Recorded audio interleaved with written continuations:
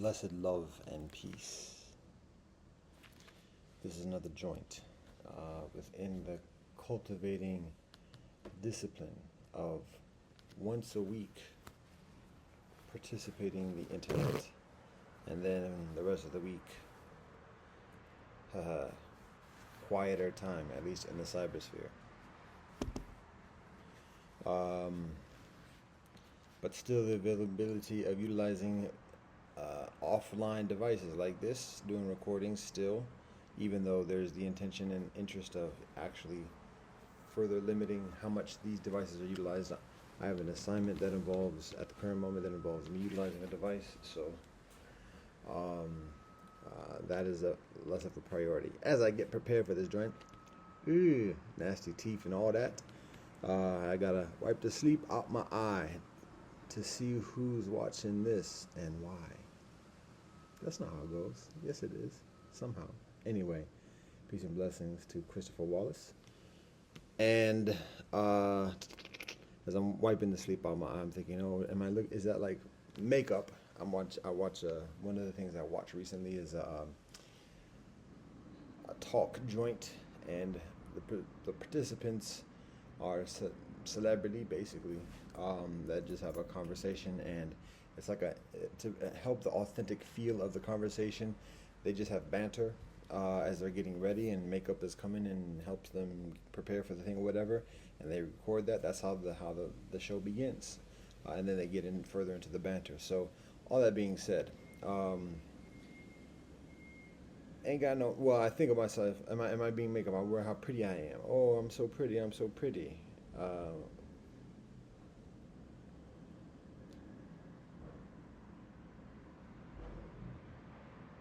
Brethren of my fraternity would be rather emphatic of communicating that of me not being the prettiest, so not have to worry about that, but at the same time not to be too excessive in chiding myself. Self-deprecation, because as it is shared in the Digha Nikaya, oh, he depreciates our race too much. The Brahmin race, that is. So, anyways, I think about that. Like, am I worrying so much about my appearances, like makeup? There's a difference between wiping the sleep out the eye, particularly for just, I guess, hygienic purposes, to be honest.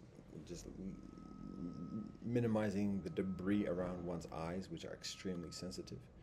And then also,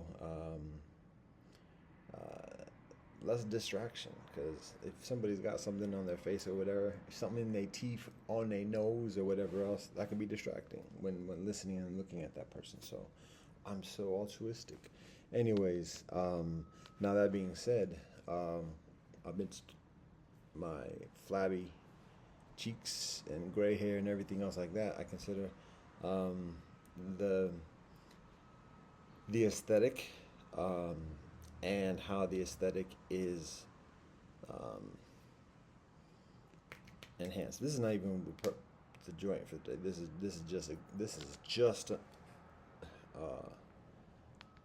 the beginning banter, whatever. But fantastic, genius, yes.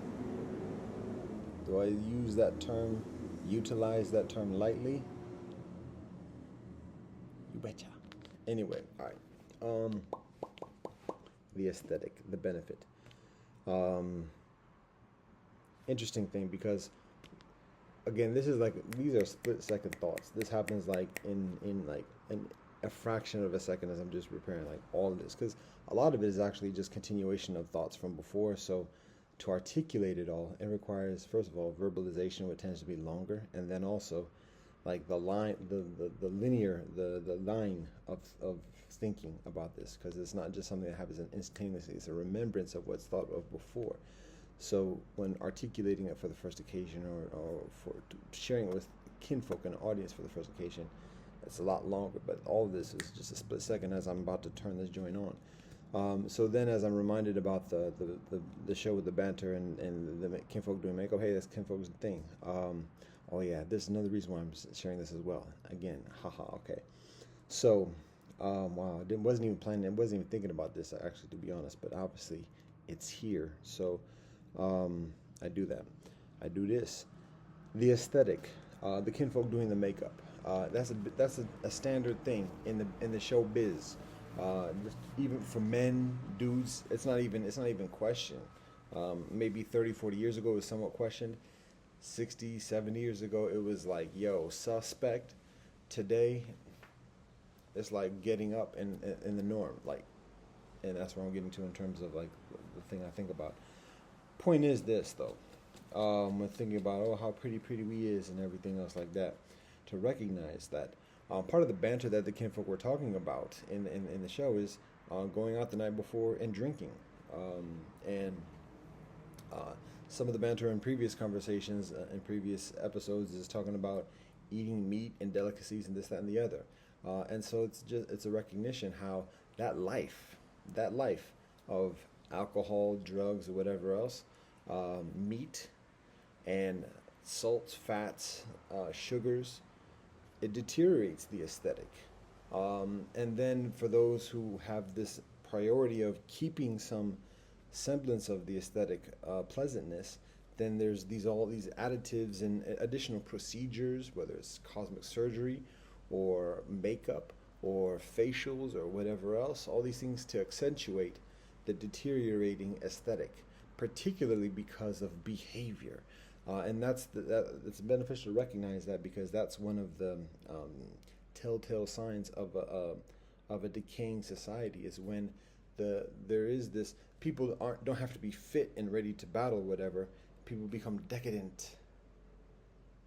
That's corruption, that's spoiledness. What's the difference between being privileged and spoiled? How much? But when it's that culture where people just continue doing behavior that's self-destructive in that way, everybody's in the self-destructive behavior once going into puberty and the ability to procreate. Everybody's in a process of self-destruction at that point. So we each have different methodologies, whether it's quick, whether it's long, whether it's volatile, whether it's slow, or whatever else. Everybody's in a process of self-destruction. So we can point fingers about whose process of self-destruction is better than another's, and that's less relevant. What's further relevant is how much one imposes their methodology of self-destruction on another group of people's self-destruction. So, or another people's methodology of self-destruction. So, but that being said, there's the corruption, there's that spoiledness in the behavior.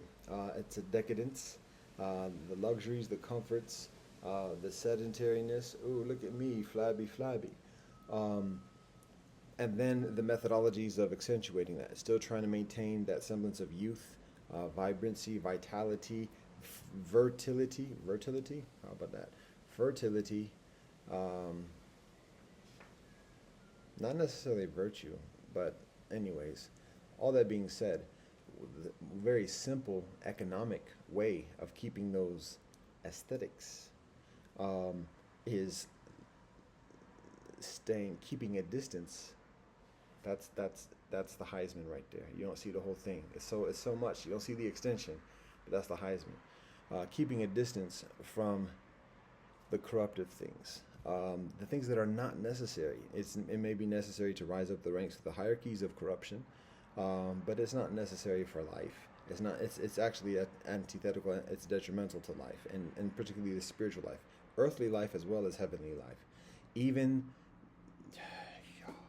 even Borei Periagafen, ho Shabbat wine, and additionally, that takes it down from the garden experience. Truth be told, Emmett. Anyways, so that's it. Like, if cats are, just to be mindful. I mean, cats can make their own decisions one way or the other, but just to be mindful, like, recognize, like, plain and simple. Like, and this is something that's emphasized in Rastafari, the ITAL, the ITAL life. Um, plants, eating healthy, nutrition, eating organic food, what grows from the earth. Again, if you just look at the aesthetic of the people who live that lifestyle, It's healthy. Now, some of that might be altered because a lot of kinfolk partake in a whole lot of herb smoke. And herb is a medicine. When it's done excessively, that can also have deteriorating effects. Not that can. It also does have deteriorating effects. So that's again, Emmett. However, one kinfolk's marijuana is another kinfolk's vino. So, to be honest, because there's medicine in vino. It's not just truth, but there's also medicine. But people don't drink it for the medicinal purposes, generally speaking. So, plain and simple. Particularly for young kinfolk who have that vibrancy and it feels like it's never going to go away, to retain it as much as possible, if that's a priority, to live a healthy life, and have not just like less wrinkles or whatever. And I don't know how many wrinkles I got, and sometimes I got circles that are deep and otherwise. But I can say one thing: I ain't got no makeup, blah blah. And I'm getting to that as well further about that. But I mean, less wrinkles. I mean, fitness. I mean. Now, I can't speak too that much on that fitness level, in terms of like strong discipline in that respect. But just those natural things of keeping the body healthy, and that gives that body the tightness of skin, just whatever that person's physical features are, they're just they say on fleek, on popping when it's healthy. There's a vibrancy, there's a glow from doing exercise, and from eating healthy. From not feeling hungover the next day, either from alcohol or drugs or food or otherwise. There's a vibrancy, and that vibrancy is charismatic. Ain't got no need for drugs or accessories for that. Don't even need to wear no bracelets or bling bling to be shining. What's happening? What's going on? So, anyways, that's what we're talking about in a split second before doing this thing. Now, there's no following up. Join with this because I'm not trying to call kinfolk out. I'm not trying to hate anybody. I'm just responding to what I've observed in recent joints. And so one of the joints that I observed is the title of it was talking about are we done talking about black men wearing fingernails? And there's a young brother who was giving a commentary about that. And so that's something that's been bothering me because I haven't talked with kinfolk about it. But when I've seen it, I'm like, yo, I'll be talking with a young brethren at the bus stop or whatever. And he seems to be like a regular brethren, not LGBTQ per se or otherwise. And as we're talking, like I'll eventually notice like, yo, like his fingernails, it's colored. It's what, and oftentimes it's not even oftentimes. It doesn't have that often. I don't see that often, but it's just like, what's going on? And it might be like a black. It might be just like black colors. I'm like, what's going on with that? And I'm not trying to hate, but at the same time, yo, that's not healthy. Come on, that's not how we roll. That's not how we do. So I mean, each to each his own. But at the same time, there's a limit to each his own, and that's probably what's beneficial here to recognize. So now, when that's been the situation. I mean, the 80s and 90s, when we growing up, Cass is getting called out for suspects. So that was just the cause. I don't even know if Cass call each other out on suspect at this point because I can't even see the way things are so normalized at this point. And I'm talking about like professional athletes, men, grown ass men, married, having children, running up in all different types of women, but then going on the field or on the pitch or on the courts and wearing a pink uniform or a pink sneakers or tennis shoes, trainers, or doing other type, a rainbow band to signify they're the captain. All these very demasculating, emasculating, feminizing, nasty. And the thing is, the men can do it to a certain extent and still have cachet within society because they got bank, they got this, that, and the other. So they could be like, yeah, I could. It's the men wearing the pink dress shirt or whatever, like showing how I'm preppy, I got money, I'm bourgeoisie. So what you gonna say? Yeah. But it's like, no, that's pink, yo. That's pink. You're wearing a woman's color. That's not a good look. That's not healthy. Not just for you, but for me too. Me seeing that's not healthy. That's an imposition on me. That's an imposition on us. So, so people don't call out the celebrities because the celebrities are paid and pressured to do that, and it's at this point it's a standard thing. But when seeing LeBron with the jump shot, playing for the Lakers with the orange, the blue, purple and gold uniform, and then pink sneakers, it's like, what's he teaching the young people? Because the young brethren do not have bank. The young brethren do not have celebrity and whatever else like that. But in order to emulate and be like LeBron, it's a matter of those are his sneakers at $500 or whatever else. And so they go to the school, they get the sneakers on, and now, oh, look at him, he got on them the new joints. They the pink joints. Again, it's corruption of culture and kinfolk. Um, so that's where the troublesome comes into, because at that point it's not just somebody doing their own thing, it's somebody influencing others, and influencing culture and expectations, and how women value men, and how men value men, how men value women, blah blah blah blah blah, how women value women, all that. And so when it's the celebrities, that's the point. That's why the celebrities are chosen for doing these things, or highlighted for doing these things, to be that influence of corruption, of skewing the lines across the board, so that when other things are done, like pedophilia, and additionally, it's not that much of an extreme. It's just part of the blur, the cloudiness of gender politics, and oh, we don't know this, that, and the other. And so meanwhile, everybody, individual liberty, individualism, individual rights, everybody does what they want to do. To each his own, laissez-faire, live and let live, da da da da da. That was a nice game in maybe the 80s and into the 90s.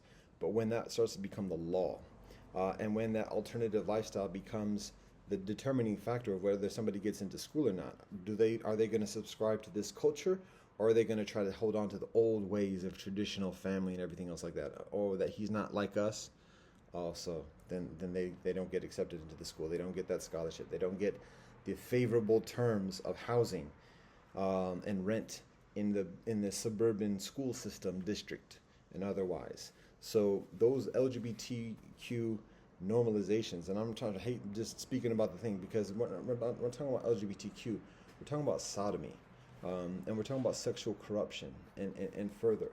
So and sodomy and all the just sexual deviance, and self-destruction. And that becoming, it's not just an individual freedom situation at this point, it's law, and it's policy. So, wow, getting a little bit further into this, because this is not even what I was thinking about a minute ago to get into this. It's kind of a little bit past what I was going to address. But anyways, point is that it's not just let everybody does their own thing, because it's a matter of people doing their own thing and then dictating the terms for everybody else. It's been said in the LGBTQ community that LGBTQ is not the victim at this point. LGBTQ is the system. And so it's not a victim kind of trope of let us do what we want to do. Now it's setting the laws about what others do. And when others don't want to do that,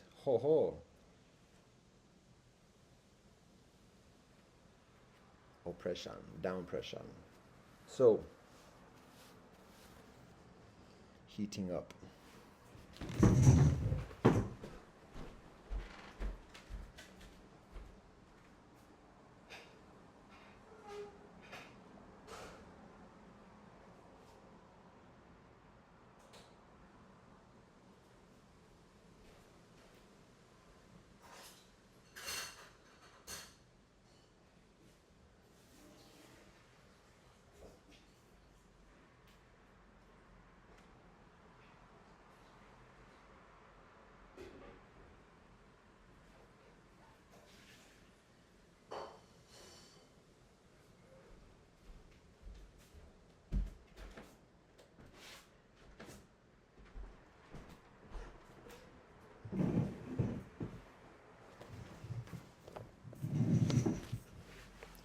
So, that's the concern, because just to recognize, plain and simple, to recognize that it's not a question about individual rights at this point. It's about law, and even before it becomes law, it's about norms, and how those norms influence and impose upon others, and to recognize the intentionality of of um, prioritizing those corruptive practices, and for the purpose of normalizing corruption. So just to recognize that it's not just a matter of let them do what they want to do, whatever else.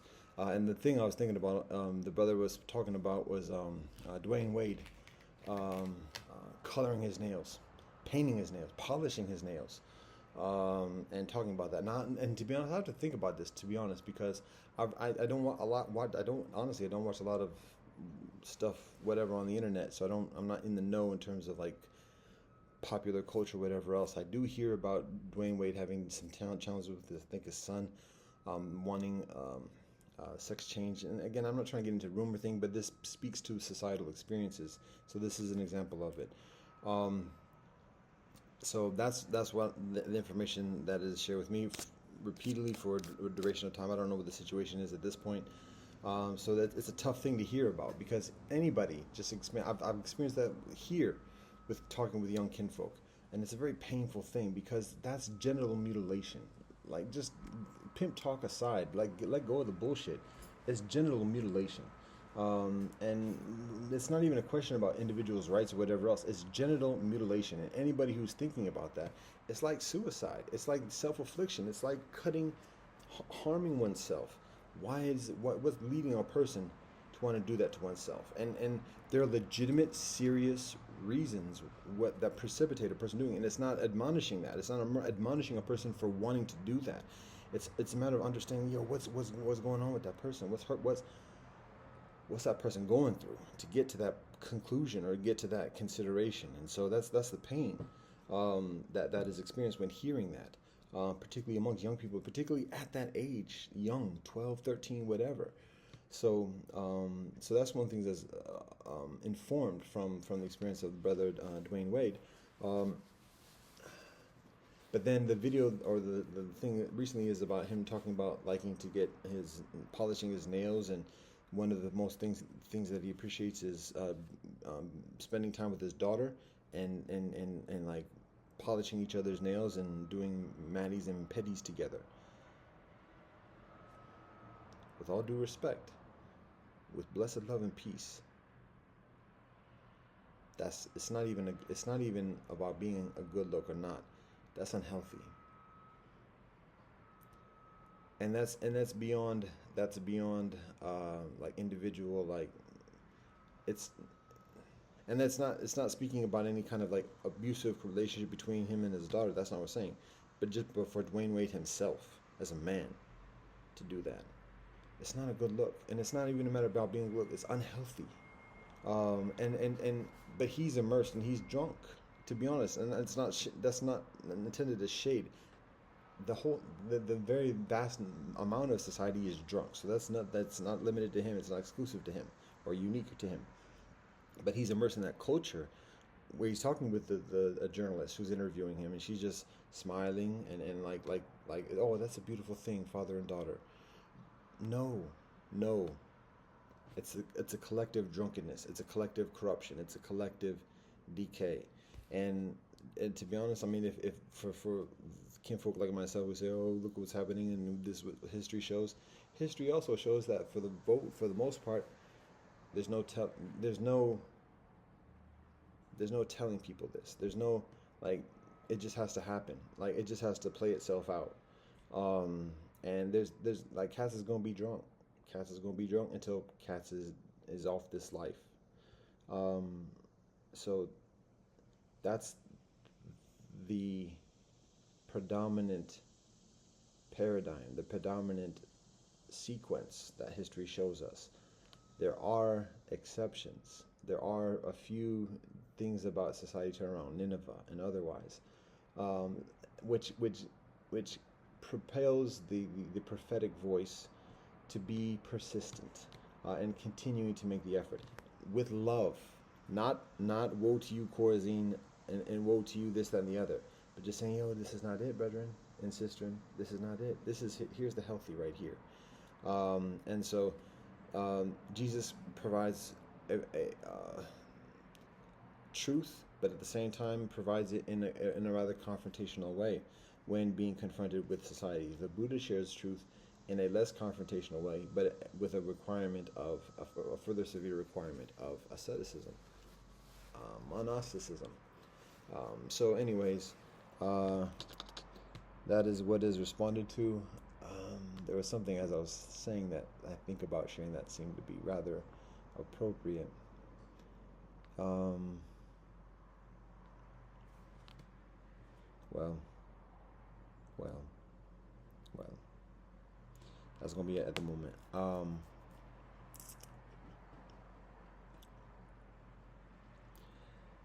So that was all just beginning this joint. From wiping the sleep out of my eye because well, are we getting into the actual joint now? There was something that was appropriate to share.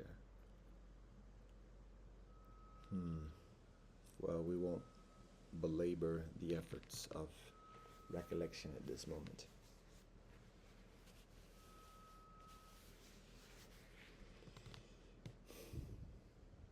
So peace and blessings to all the brethren I just speak of. Dwayne Wade, LeBron James, who else I speak of? The brethren from the show that I mentioned, Overlap. I've referenced it before. I guess I'll also just as further side track or whatever else, communicate this. I've said before there being a cosmic bond between myself and the Manchester United Football Club, and now that just might seem like a psychotic fan, whatever, but there's a significant bond that continues for the past 30 years since that time when I began supporting Manchester United. When I live in Manchester and I'm studying in Manchester. So I speak about that before, and that's what I was speaking about. To be honest, I was not trying to be all thrown under the bus or whatever, but there's parking the bus, there's throwing under the bus, and then there's getting on the bus. How about that? So that's the brethren and cistern with that, but less applicable to the cistern. Even to be honest, even cistern wearing makeup, that's not the best look. It's not the best look. You want to be shining and popping, eat healthy, get some exercise, natural. Yo, it's inexpensive, and it's so unique. And maybe lotion to get some. Oh, I don't got nashiakos. Or actually, this is something else. This is from hitting the ground. But like it's okay to like get some lotion, some cocoa butter, some shea butter, something else, and like hit up the dry spots or whatever else. It don't have to be looking all monstrous or whatever, or even sweaty, because we know that's what the baby powder or whatever is, the powder to wipe off. But yo, that for brethren, for men, like it's beneficial to draw a line very, very whatever in terms of how much we do for the aesthetic, and also even just recognizing the whole notion about shaving. And this is not shaving, I mean, this is not shade on shaving, because kinfolk do it, but to recognize that that's part of the normalization or the norm within a Roman civilization. Even we see this in Chinese civilization, and additionally, but whenever there's like this high social hierarchy or whatever, and particularly within the Republic experience of Greece and Rome, we see this culture of shaving the hair, and presuming this semblance of juvenile, of a youthful look, innocence, including, well, I'm not going to stay off that for the moment. But just recognizing that that's what's being done, and this looking further, this grisly look, looking further barbaric, primal, unsophisticated, and antithetical to the order the machinery of the republic. Um, but just to understand like how much when men become so enveloped in what's it manscaping and what's it metrosexual and all this other stuff, those are further extremes of just that very primary basis of quote unquote grooming, of cutting the hair, trimming and everything else like that to assume a further semblance of or appearance of innocence and youthfulness amidst the corruption.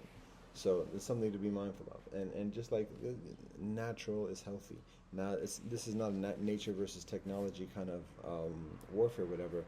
And in many ways, still to each his own, and to each her own as well in that respect. But just to be mindful of what's going on when people are doing what people do, why people are doing it, and then what proceeds from that. What's the effect of that, and how much people spend of themselves to keep up those what they say keeping up pretenses. What's it called? Keeping appearances. Keeping up appearances. That's that classic British sitcom. So as well as Are You Being Served? But anyways, those are some of the joints. Aside from EastEnders and otherwise, can we continue on? I mentioned the cosmic bond with the Manchester United, and at this point, like I said, we're doing further imperial distancing from that experience. Not categorical, not absolute, but increasingly, because particularly with how the new ownership is being referred to, and as basically just like a commercial for the. If you look at what the services or the industries that the ownership of Manchester United Football Club is in at this moment, and how it gets its monies. It's some of the most destructive things, other than just out and out like bombs and weaponry. But it's involved in pharmaceuticals and is it also pharmaceuticals, something else with chemical extraction and mining and like that. It's on the leading edge of the of industries that are hurting the Inamaka, Mother Earth. So and also people, the pharmaceuticals. Anyway, so knowing that is very difficult, and knowing how when people refer to the ownership and how the ownership is making decisions about the players and everything else like that, that's a commercial. Those are commercials for the company and for the industries that the company's doing, and further prominence in doing those things. So it's difficult to support the football club because of that. Even just listening to people talk about it, because I'm not trying to hear those commercials. Um, did notice that the recent joint with Overlap had a commercial for the classic, just betting, rather than the psychological services. So, sometimes I got to change it up and can't do the same thing all the time. Otherwise, people catch on or whatever, or get bored, one or the other, or both. So recognize that. I don't mean to sound disrespectful or flippant or whatever, but just that's one reason why we're able to do it, because I actually skimmed the entirety of the video to see if there's going to be that promo for the psychological services, and not seeing that, I was like, oh, okay, fine, it's just betting.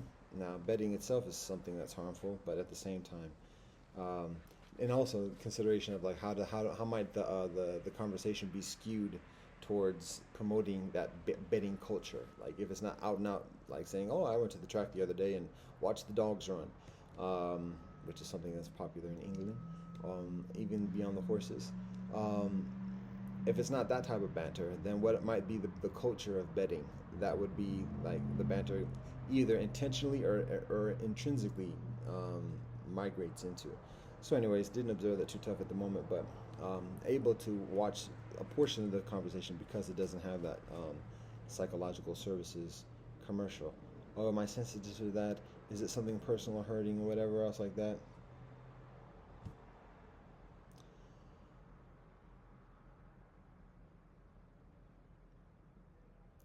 Cosmic bond. I talked about Manchester United, what have you. I might have said this before. We might even get to an hour before like beginning what I actually intend to begin this joint with. We're still building from a millisecond of starting this video off the sleep in my eye. How about that? Um, but some of what I intend to share is already shared in this part of it. Continuing on with the side note. Cosmic Bond. I mentioned Manchester United. What I speak less about, I might have shared some of it before, but what I speak less about is Cosmic Bond with LeBron James. What? And the Cavaliers? What? So it actually is. It's not as much of a leap as Manchester United might seem. Um, I support Cleveland teams since my youth, so that's that. That's the standard thing.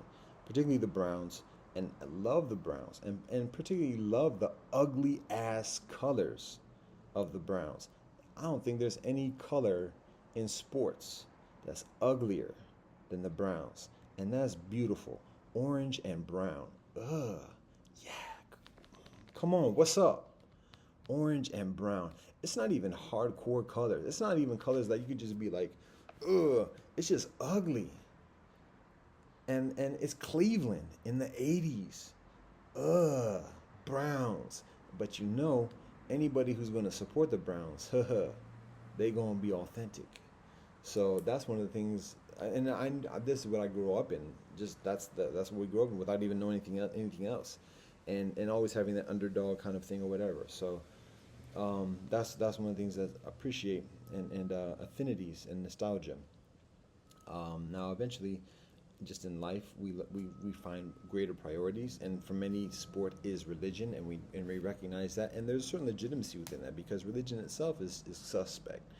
Um, but at the same time, what's beneficial to recognize is that, again, when we talk about the ownership and leadership, and additionally, as Browns fans know too well, is that there are greater priorities and purposes than just the mechanics of a sports club, a professional sports team or otherwise. And we have to prioritize our attentions, and additionally, any community, black, white, otherwise. White community might have further leeway because, well, we got people to take care of that. So my thing is just, I'll hold up the rear, and like just hold down the blue collar kinfolk, the factory workers and everything else. Like, this is our thing. So you keep on doing what you're doing your plans and everything else like that, and we'll keep the machines rolling. But in the black community, don't have that kind of leeway. So when black kinfolk invest so much time and sense of self, and additionally, and not reaping not the rewards, but the dividends from that investment, in terms of political upliftment, economic upliftment, collectively, individuals, but collectively, how often, how long have kinfolk been supporting it, and it hasn't come through. So because of that, even when we do have that, when we grow up like supporting these clubs and teams, we have to recognize, we gotta put our minds, invest our minds in something beyond that. So we can still have the affinities, and the support, but we're not going to invest as much in that. So anyways, that's what I experience as I progress in my life and my studies, and progression of life path. Um, so by the time LeBron comes around, I'm already, how old am I at that point? 20 something? Yeah, 20 something. So just a little bit, I mean, about a decade older than LeBron. But at that point, I'm graduating from law school. And already I'm having cosmic experience already. I'm in the game at this point, and it's a trippy thing, and it's not an easy thing. Wow. Um, and there's a recent metaphor that occurs of how to explain like my experience after I graduate law school, um, because I think it's difficult for a lot of people to. I don't want to sound condescending, but if I say certain things, then people say, "Oh, that he's just big headed, and over senses of over what is it, senses of grandeur or whatever, delusions of grandeur." But just understand like how close these experiences are. It's not big talk to talk about celebrities or uh, uh, big wigs or kingpins or whatever else, because that it's life, and like once a person like rises through the ranks to a certain effect, even a prospect rising through the ranks get introduced to these different realms, and when a person gets introduced, they get involved one way or another, whether they like it or not, and people can like immediately leave because seeing, okay, no, no, no, no, but even then there's still a connection, there's still a line. So anyways, That's my experience rising through the ranks of the hierarchy within the black community, within the United States, in law school, and additionally, introductions, interactions, and further. And so it involves the thing is like even at these levels of hierarchy, the athletes, even the billion-dollar athletes, are low on the totem pole, are low in this on the status because they rely upon the people who are telling them where they invest. The not even the owners of the clubs. The owners of the clubs are lower on the totem pole in terms of the bigger hierarchy, but they are way higher than the athletes. They're paying the athletes those billion-dollar salaries. So when one gets into those realms, again, the kinfolk that people see and that they like, oh, they doing it. They're low on the thing, and that's not to take anything away from them, but just recognize how close people are than what people see, and how tenacious the game is, how cutthroat, nasty, but how tenacious the competition is, and the sacrifices are, friendships, family relationships, and additionally, in order to be at those levels, it's nasty. Um, so, and I experienced that. Um, I don't try. I actually keep a distance intentionally because knowing beforehand corruptions and knowing what the focus is, and I'm trained for a different type of purpose and priority. So, but at the same time, there's always that relationship. So, anyways, knowing agents, knowing lawyers and managers, and knowing even athletes. Um, and a lot of it is with buffers and like there being veils of separation, but there's that continuity. So even with a Michael Jordan and otherwise, and this is not, I'm not trying to promote myself. There, all right. Anyways, I'm trying to give some context to the cosmic bond with LeBron, because um, when I complete law school, um, up to that point, to be honest, this is so much off the thing. Um, when I complete law school, and I opt out of the system, um, and catch, wow, I still got sleep in my eye. When I catch wreck because of that, it's not complete wreck because I'm not coming at the system, um, and so it's a quasi situation, and it's been that way for the past 20 years. Um,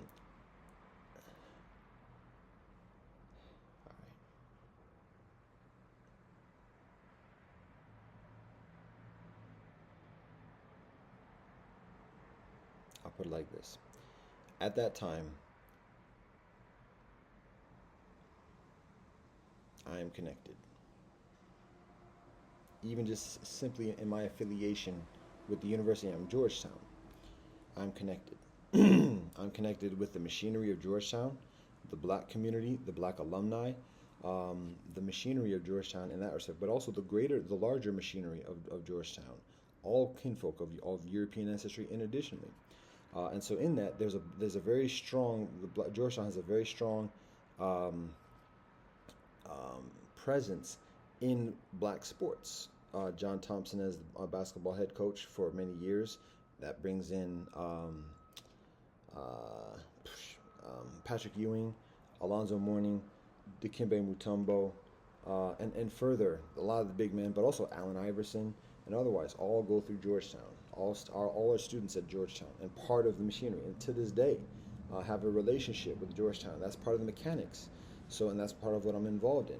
I never hooped with any of the kinfolk. Never met the kinfolk in my life directly, but there's a connection because of the affiliation of the administration, the coaches, the professors, the alumni, the investors, and additionally, there's the connection that there's the mutual, I can say, obligation or otherwise. So that's we're part of that same experience, just in terms of the black experience at Georgetown.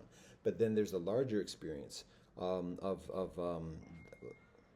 like I said, of all colors, all kinfolk from Georgetown, particularly, including presidents and otherwise. So that's part of the fold. That's part of the thing, and it's not a matter of flexing. It's not about credentials, whatever. That's just that's what it is. That's what people sign up for, but for better or worse, how much people know about it or otherwise. So that's part of my involvement.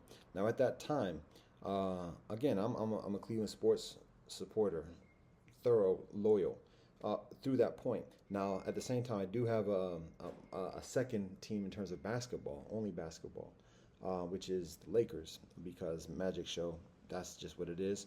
And the Cavaliers were not competing in the playoffs, so whenever watching basketball in the playoffs, I have to root for some team. So growing up in the 80s and 90s, yo, it's the Lakers. And so support the Lakers. And that was a long time established by the time I get to law school. So, and it was less of a conflict with the supporting the Cavs because from the days of World Be Free, Brad Doherty, Mike Price, Craig Elo, and even Steve Kerr when he was on the Cavs. Um, it was less of a conflict between the Lakers and the Cavaliers because at that time it was Jordan who was the rival, and it was the Bulls that was the or Detroit or other kinfolk in the nearby area. So there was still a certain leeway for me to support the Lakers as well as the Cavs. That's what I do, and I know a lot of kinfolk do that now, particularly because now LeBron plays or used to play. I don't know what his status is at the moment with the Lakers. Um, so that's my allegiance up to that point. Now, when I get to Georgetown, um, then Cavs aren't in it. Lakers are out of it. So when it comes time to the NBA thing or whatever, who am I going to support? It's the Knicks. Why? Because of Patrick Ewing. Why Patrick Ewing? Because he's a Georgetown alum. So when I'm in South Africa, in Cape Town, and the Knicks are playing the Spurs, I'm rooting tough for the Knicks because of that. Because that's my affiliation, that's my connection, even that's my obligation as a first year even. Or as a completed first year, rising second year. Um, Now that was comparatively short lived because still that was like that occasion kind of situation because it's just the Knicks and the Spurs. Is this way too much detail or whatever? But it is what it is. But at the same point, that opens the door further for further allegiances, so that by the time Allen Iverson is it the next year or thereabouts, I still support the Lakers during that period, but the Lakers weren't in it, so it's not a question of breaching allegiances. So um, that next year, I think, when Allen Iverson gets into the league, just after leaving Georgetown, he's playing for the Sixers. And now Lakers are in it, and maybe it was 2 years after that because I think the Lakers won. Yeah, that's the Lakers won. I think the next year, and so that's what it is. Yeah, the Lakers won. Um, I think it was my second year. Is it? Must be. Um, yeah. Uh, okay. So then it was my third year actually. It was after my third year that the Sixers play the Lakers. So basically, um, recognizing first of all, like the world vision is getting larger. The allegiances in terms of politics and economics are getting larger and further immediate. So it's not just some kind of dream thing. Like no, this is like we gotta like line up our allegiances and otherwise accordingly at that point. And so um, I am solicited in a number of directions about who to support or whatever. And so when there's an absence of direct conflict, supporting those with whom our immediate political and economic allegiances have an interest in. So again, that there are few people from Hampton in the league, so less worry about that. Fewer people from Case, Western Reserve in the league, so less worry about that. There are people from Georgetown in the league, at least in the NBA. So now, okay, support the kinfolk.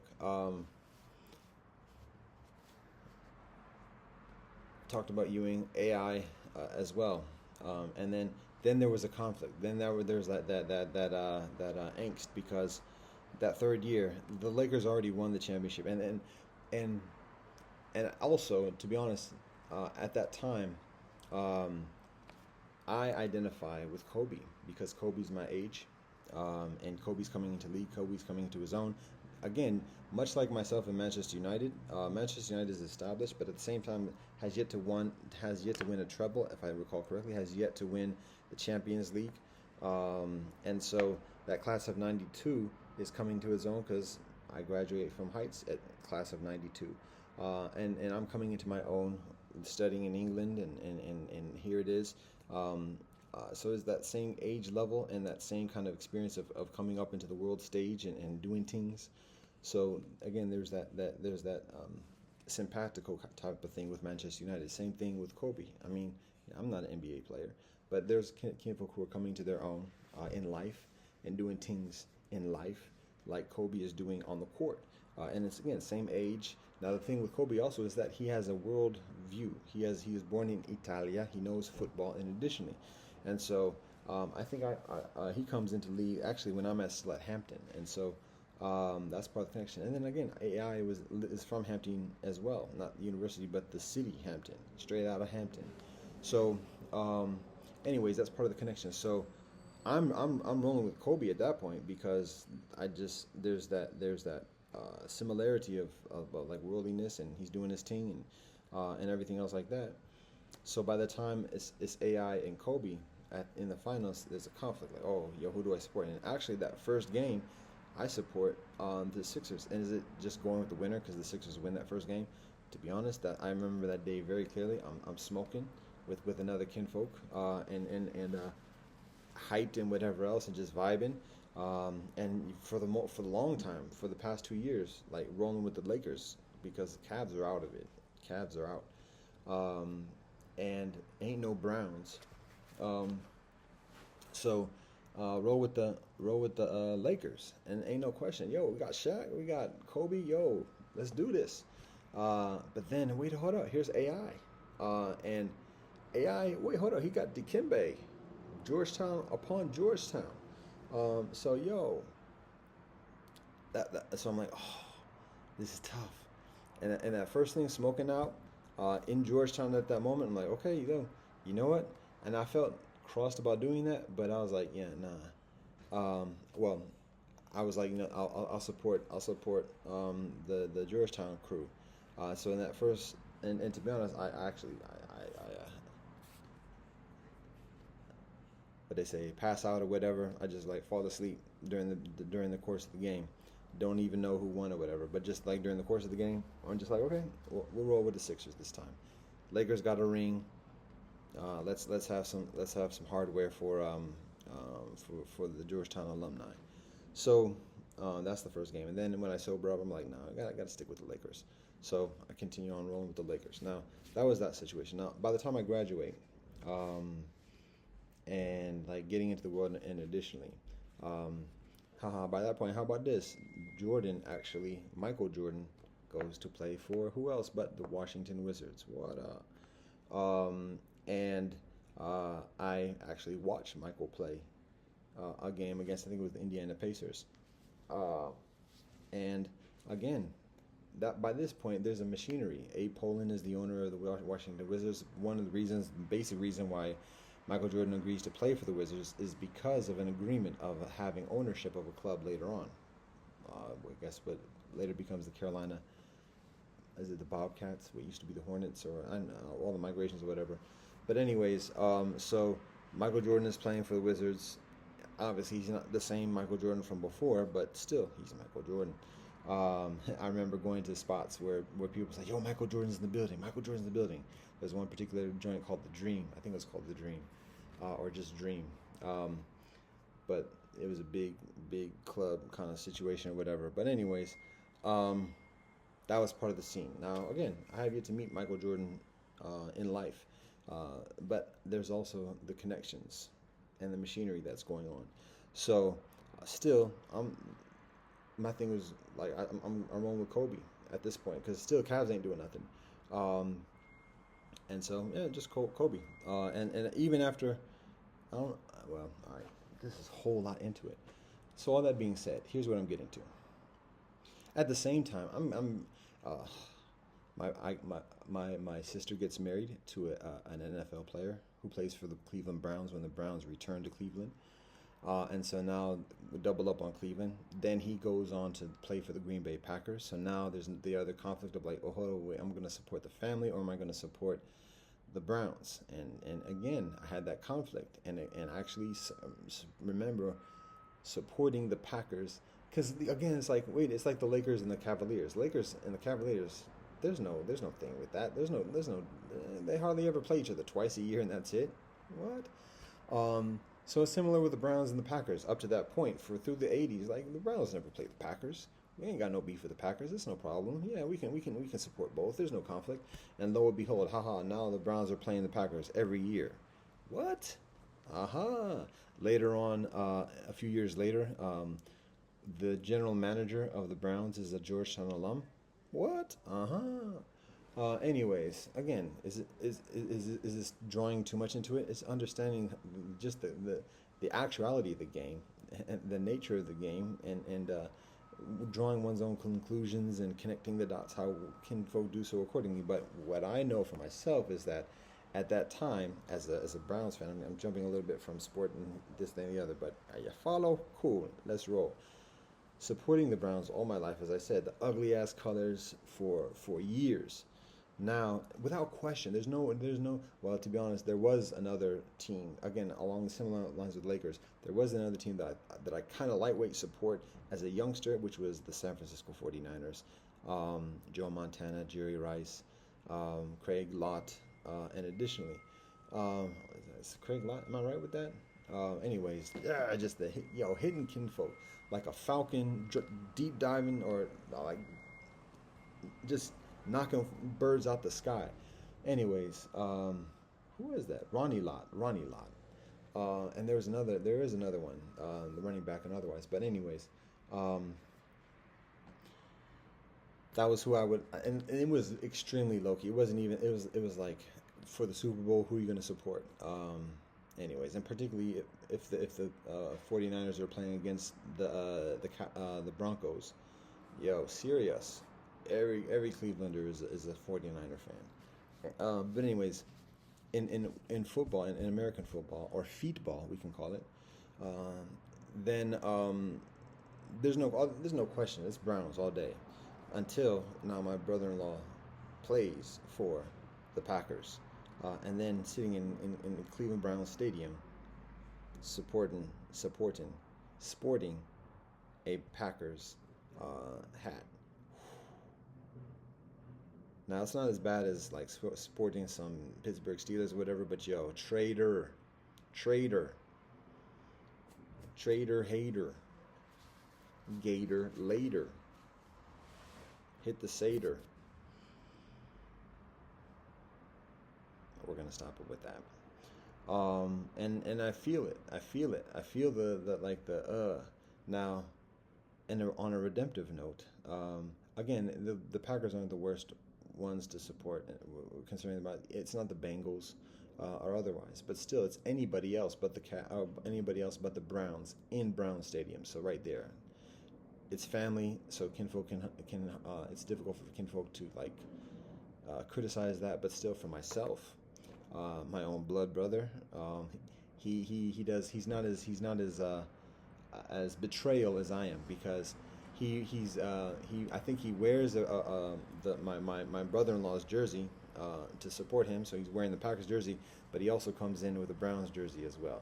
So, or he did it the other way, like maybe he wore the Browns jersey and came in with the Packers jersey. But either way, he maintains further his allegiances and otherwise than rather than just me coming in with the Green Bay Packers cap. So, anyways, that's my confession of betrayal and my sports allegiance with Cleveland sports. Um, Now, on a redemptive note, again on this joint, I can say that my brother-in-law plays on for a number of years and eventually retires. He and my sister move back here to the Cleveland area because they were based elsewhere. Moved back here to the Cleveland area, and then my brother-in-law works for the Cleveland Browns. How about that? And for years after that, he and I go to many of the most. I never went to a Browns game before. They're expensive. At Cleveland Browns Stadium, when it's falling apart and everything else, it's still too expensive to go to. Never went to a Browns game in my life up until my brother-in-law. My brother-in-law marries my sister. Never went to a Browns game. Saw them all on television. Um, so I went to Cavs games. I went to the Richfield Coliseum on a few occasions, particularly to watch the Cleveland Force. That's the one sports team that I watched the most because it was affordable, and there it is. So that speaks for itself. That's something to keep in mind as well in terms of allegiance and otherwise. Um, So when people are looking at how much the television advertisements are and everything else like that, not not to underestimate the stadium experience, and not just a matter of like numbers, but quality. So never went to a Browns game before that. Um, went to my brother-in-law played for the Browns for one season, and did I go to like every game? Was I here for that? Actually, I was not. Huh. Actually, the first NFL game that I actually go to, if I recall correctly, no, it's not the first one. Uh, we're not going to get into my whole betrayals because I actually watched the Washington team with their racist stuff. Um, because I was still in the process of awakening and standing up on my own too. And then like the next game that I watched after that that I attended was actually the Cleveland Browns playing for the Baltimore Ravens. How could I do that? It's my brother. He was. They were. My brother and sister were engaged. My brother-in-law and sister were engaged at that point. My brother-in-law, blessed memory, is engaged at that point. And so, this is like an ingratiation type of thing. So that's what I do. But like, I was so conflicted. Even it's the Browns, okay, fine, but like going to the Ravens, I don't know if it's called Raven Stadium or whatever, but going to Baltimore, peace and blessings to all kinfolk of Baltimore. But just like first of all, that's such betrayal because the Baltimore is the team. For those that don't know, the Cleveland Browns are established in Cleveland for generations. Like that's where and it's like the history, just like with Manchester United, there's a history with the Cleveland Browns for a long time. Then eventually, like the owner of the Cleveland Browns had a disagreement with the city because the city refused to like construct a new stadium and have favorable terms or whatever. So the owner of the Browns left the city and took the team to another city. That's tantamount of blasphemy in sports world, particularly for Cleveland sports. So at that point, like, and he moved to Baltimore, and that's like devastation. So for a number of years, Cleveland was without a American football team, and that was devastation. That was when I was beginning university in the late in the early '90s. So that's devastation. And then the first year the Cleveland Browns come back, that's when my brother-in-law plays for the Browns, and then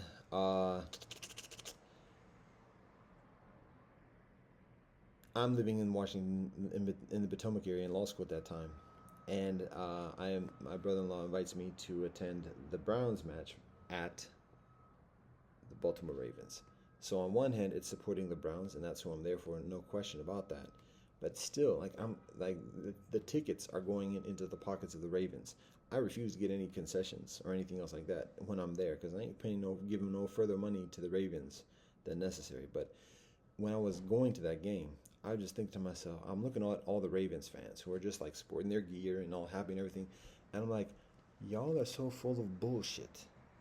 Bump y'all, all of y'all, Ravens fans. Why? Because not just because the Ravens fans are like the whole team. Ozzie Newsome went with the team, and that's understandable. I mean, he got to do what he got to do, and he's part of the head front office or whatever. So, but still, like that hurts, man. Ozzie Newsome is like a Hall of Famer who played for the Cleveland Browns for years, had the longest streak of catching a ball in a game. Had the longest streak of games where he caught a ball. It was a world record. Because and like it got to the point like Bernie Kosar would throw to him just to make sure he got his catch for that game. And it's not an easy thing to do. It was like hundreds of games for many decades or for many seasons or for over a decade. He caught a ball. He was a tight end. So he caught a ball and he had that and is a Hall of Famer. And now he moves with the team to Baltimore and is in the front office for Baltimore. That's like your best friend, like somebody, like it's like you got two best friends who don't mess with each other too tough or whatever, and one best friend sleeps with the girl, and then leaves off with the girl, and then the other best friend goes off with them. It's like dirty. Now that's enough to be just like, oh, you Baltimore fans, but peace and blessings to all Baltimore kinfolk. But you already know that's facts. So it's like, oh, you Baltimore fans, look at y'all. How y'all gonna look at y'all so fake? Look at y'all. You know you done stole this. You're not authentic. And this is what degrades like just sport in general. When you see this, and how can kinfolk be so enthusiastic and claim to be hardcore fans for their own team when their team comes from those kind of conditions. That's bullshit. Do I sound like a baby crying all day? It's showing a matter of affection and authenticity of the experience and in the sense of allegiance or whatever else, because this is part of a relationship. Now, but that's not all. That's not the extent of it, because not only that about Baltimore fans. Baltimore fans had the exact same thing done to them beforehand, which is why they didn't have a team at that moment for the Browns to go over there. The Baltimore Colts, years before that, were based in Baltimore, and again, similar situation. The owners in the city didn't have agreement or whatever, so then the owner took the Baltimore Colts to Indianapolis, Indiana, in the Midwest, the land of the Ojibwe. Baltimore being the land of between Mohawk, Cherokee. We talk about Shawnee, and additionally, so Baltimore knows what that is to have a team stolen and taken away. And then even, I don't know if Indianapolis had won Super Bowls by that point, but like they were doing things. Baltimore knows what that's like. So for Baltimore to do that to another city and then just pretend like nothing happened and not a fake ass MF bullshit. So, but I can't hate. I can't hate. But that's what I'm thinking of when I'm going to the stadium. I'm seeing everybody with their things and just being happy-go-lucky and kids wearing their gear and everything. I'm just like, y'all. So now, anyways, that's that. And that's how I'm getting on sidetracks of sidetracks. This is all going back to LeBron. But we have to get like steps back to get to that point, and all that's going back to the initial topic that I have yet to even address. There are three topics actually. So. All right, that's part of the sports allegiance experience, and so that's the 1 year my brother-in-law played for the Browns. I got tickets. He provides tickets to go to that game. Then when I was in Cleveland, I would watch a number of games and saw the most games. I guess I never went to a football match, a American football game in the stadium before that until that time. So that was actually, to be honest, when I was in law school, I have a friend who has season tickets to the Washington. I don't even know what the name is now, but it was the racist name at that time. And so I did attend a couple of games, and I think that was actually my first time seeing a football match. And that's to be honest, that's an NFL game. How about that? And that's also beneficial to recognize as well, because it's part of the machinery, it's part of the influence, for better and for worse. And then my brother-in-law provides me tickets, and then when I see the Browns regularly that season, that's my recollection. As much as I'm there, probably Thanksgiving, probably during the winter break, and additionally. So, and then even after that, when like all of a sudden now the Packers are playing the Browns like every preseason or whatever for the next couple of years, and so it's like, I'm being like drawn into betraying my team. But again, it's family. So family, even the blue collar Cleveland sports fans can recognize, okay, yeah, it's family. You got to support family over the home team. A few might disagree with that, but by and large, we're family. We're traditional family. We're family values, and additionally, so okay, we respect that. We don't agree, but we understand. So that was the kind of situation. Nobody called me out when I'm at the stadium. The whole racial politics, east-west side of Cleveland or whatever. It's not seeing a black person wearing, or a person of African ancestry wearing or sporting a Packers jersey or whatever. It's not enough to cause beef at Cleveland Browns Stadium during that time. So didn't get any static of it from it or otherwise. Now, again, like I said, to clean up that story and to provide some redemptive a message to that.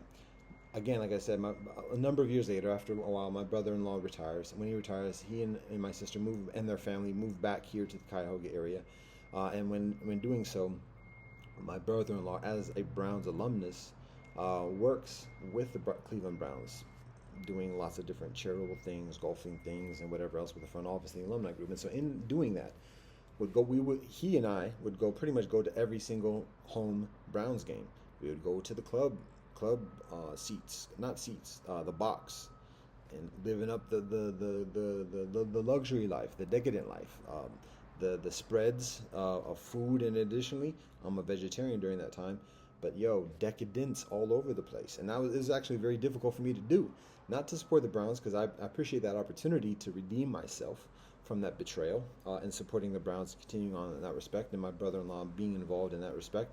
But at the same time, now we're beyond just like sports at this point. We're talking about class, and we're talking about religion. We're talking about civilization, and the Browns and that whole scene of the high echelons of these are the people who are like the echelon of the Cleveland society, who are generally speaking, who aren't necessarily sports fans or whatever, but just want to go for the experience. And so lavish food, buffet style, eat all you want because it's the club section. So you pay to get in, and once you in, yo, it's a free for all. And so get early before the game starts, eat up, and then either there's a club section of seats that are covered, so it's climate controlled, so to speak, or people have a box. And the box, well, I'm not trying to get into all the details, whatever, but the box is a catered thing. It's like it's food that it's like a small apartment flat, a studio flat or whatever that accommodates a lot of people.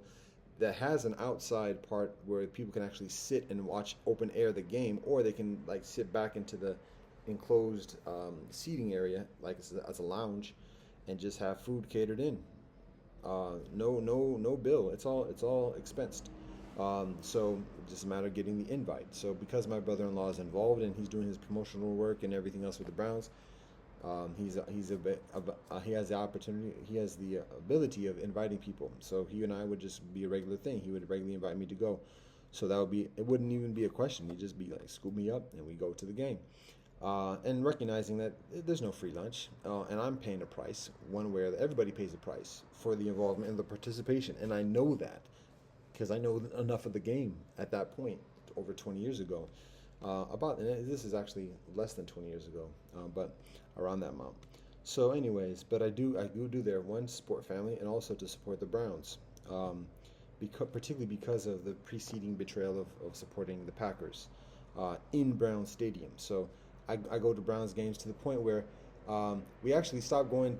At some point, we started going to the thing. Yo, I was weighing 400 pounds at that point, and it was a labor just to get from the parking lot to the Browns Stadium.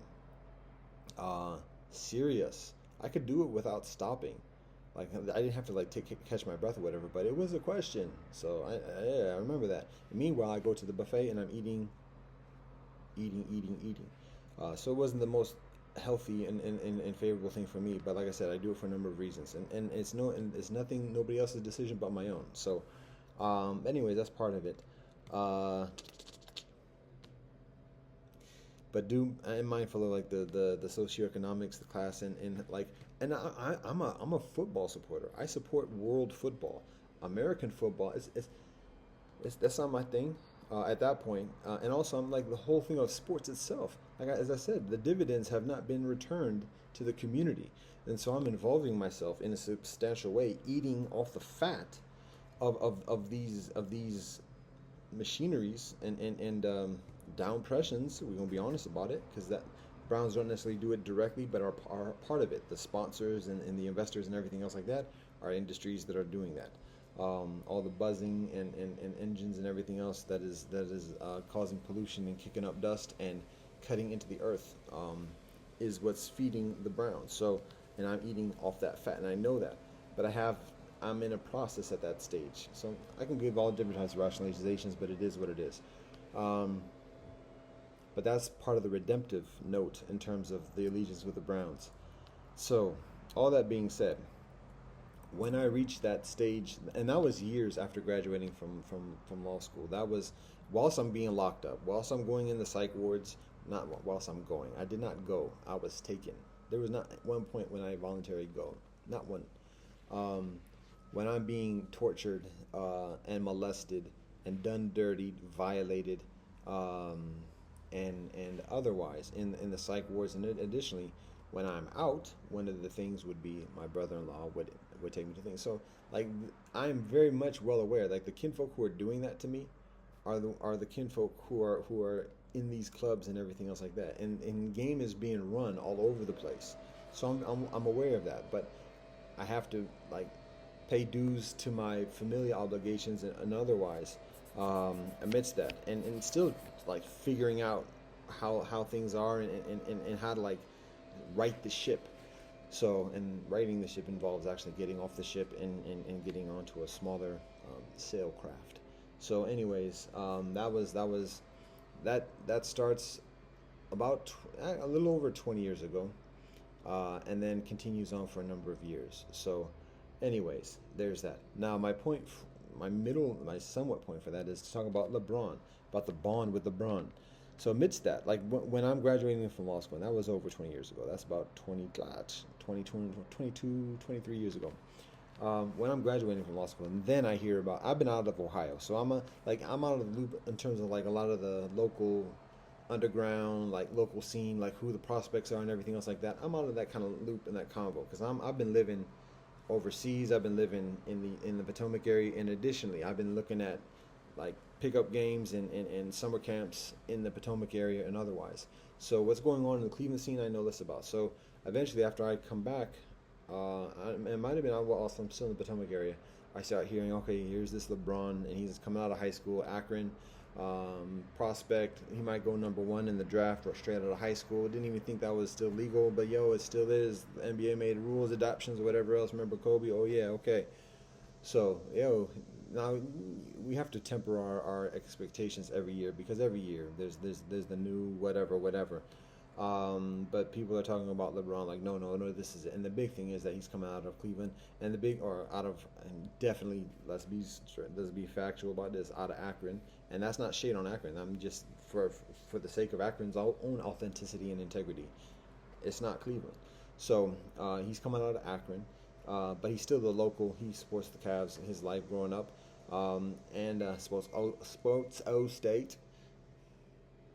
That was a British accent that was endeavoring to be the Atlantic Spodioti, some ATL outcast type joints about Ohio. So that's what that was. Anyways, that's what LeBron is coming out of high school. And so, okay, by this point, again, I'm in my mid-20s or whatever. Don't get too hyped about new prospects. We've heard this a lot before. Sometimes it comes through, sometimes it don't. Sometimes another cat comes through, whatever else. It's difficult to call it at that stage. So that being said, even the significant thing, well, one of the significant things is like the Cleveland Cavaliers have the number one pick, lottery pick, or have the opportunity. I remember, I think I actually watched the lottery happening, and like, oh, surprise, surprise, Cleveland Cavaliers win the lottery pick. It's just saying, like, just be honest. Let's recognize y'all. And now we can't call it out explicitly because there's no proof, but at the same time, when kinfolk fall for that and like believe in that, even when kinfolk don't believe in it but then don't say anything about it, people become further susceptible to further lies, like attempted assassinations or otherwise. And that's peace and blessings to Donald Trump and to all kinfolk. The kinfolk that got killed, or what, I understand somebody got done up as like the scapegoat or whatever, but like there's a script, and the further like kinfolk don't call it out, the further kinfolk get enveloped in it and having difficulty seeing it later. Whole 9/11 thing. You know the United States does that, right? You do know that, right? You know, like, it's not just the United States, but the world does that, right? It's not Osama bin Laden, anyways. And that's actually is exactly the scene that's going on, because that was just a year before that, and that's part of the surroundings of the afflictions that are imposed upon myself, particularly at that point too, because I'm suspected in a number of ways concerning affiliation with that, and it would not be that further distant from the truth, because again, the way the mechanics are, the connections, Georgetown, and additionally, the whole academic stratosphere. So, all right. Here's LeBron. Cavaliers have the number one pick. The worst team in the league at the bottom. It's not Miami. It's the bottom is Ohio, Cleveland, and lo and behold, the Cavaliers get the number one lottery pick to pick the number one prospect, who's the local homegrown prodigy, LeBron James. So now that's the storybook. that infuses energy and excitement into the narrative of the NBA, and including enveloping kinfolk with myself with my continuing allegiances at that point. So I remember distinctly. I gotta check something quick.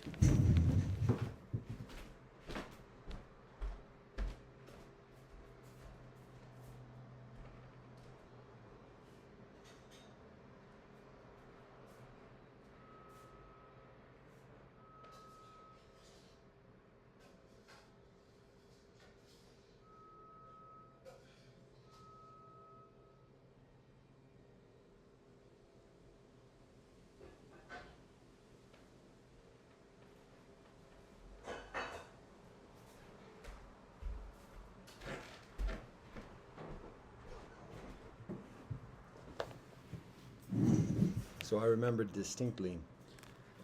LeBron has a press conference after all the things like go down in terms of the pick and everything else, and officially on draft day, the Cavaliers obviously pick LeBron James, and so now okay, here we go, story time. And LeBron at that point later on has a press conference, and the journalists are asking him questions, this and the other, and he's solicited about giving his of making a promise about, or I don't think it was directly stated like that, but basically the question was whether he's going to bring a championship to Cleveland, because that's the thing. The Browns, the Cavaliers, the Guardians have all yet to win a championship for the city of Cleveland in the past 50 years up to that point. And so that was a further blight on the local community of like, oh, Cleveland hasn't won anything, oh, losers, da da da da da. So year after year, for each sports season, that was the thing. Like, oh, when the fans are doing their own banter and like big talk towards each other or whatever, that's the thing that's said about the Browns, or that's the thing that's said about the Cavaliers. Oh, you haven't won anything. Your whole city is da da da da da. So. When LeBron is asked about that, now because now here's first of all, everybody knows you don't pin. The Cavaliers just finished bottom last, as much as I recall. Because again, by that point, I'm not watching sports that much. The focus is on further priorities as a community. The eye on the prize is not on the pitch, and it's not on the court, the basketball court. It's beyond that. So that's where my mind is. I'm not watching these things, and I'm seeing. I'm still supporting from a distance, but I'm already seeing like how much people get enveloped in putting their attentions and energies into those things, and so I'm focusing further on that side. But it's still important to have some involvement and connection to relate with people. So that is valuable, and it is beneficial to have sport as exercise and connection with people. So that is valuable. But in terms of watching the games and being up on the talk and like getting into the whole season thing and getting ready for the campaigns for championships or whatever, I'm out that significantly, and it gets to a point where I officially retire, and I'll mention that in a second, God willing. So maybe not a second, but briefly in a moment, God willing. In a moment meaning in a few moments, a few meaning further than 3, 2 or 3. Anyways, all right, nearly 2 or 3. All right. Such specificity. So people, the Cavaliers just finished bottom of the league, thereabouts, and so the notion of them like all of a sudden becoming the best team in the league just because of one player. No, first of all, the best team in the league at all, even in hiring like the dream team or otherwise in one year. In a league of like competition, that's it's very implausible. Much less to have one player, even like the best player in the league, just comes to the worst team, and then for that team to be like number one, and then and win the championship. That's just it's ludicrous, it's silly.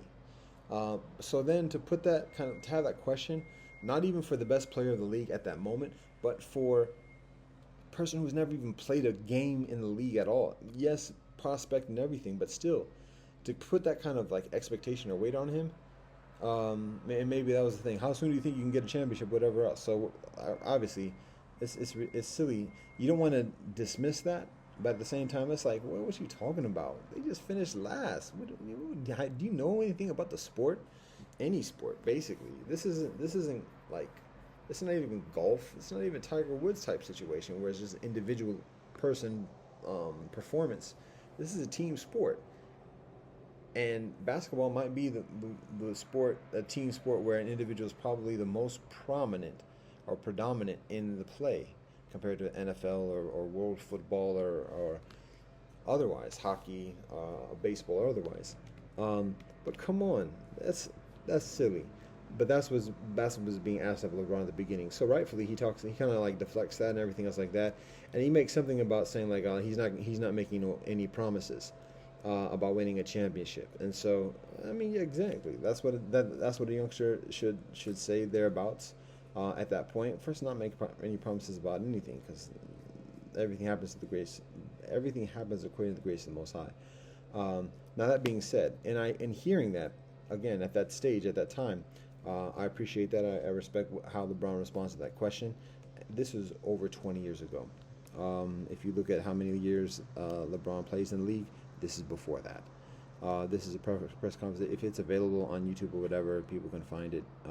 But basically, he says that when he's asked about the championship, he says like he's not making any promises. And so, all right, legit. Now, that being said, as a response to that, I actually write a correspondence, what many could accuse of being a fan letter. Didn't do this too tough before that, and also have a very strong opinion about the strength of my words. I done studied law for years, I'm in the game, and I think I had yet to be locked up in the psych ward at that point. But it's getting into that situation.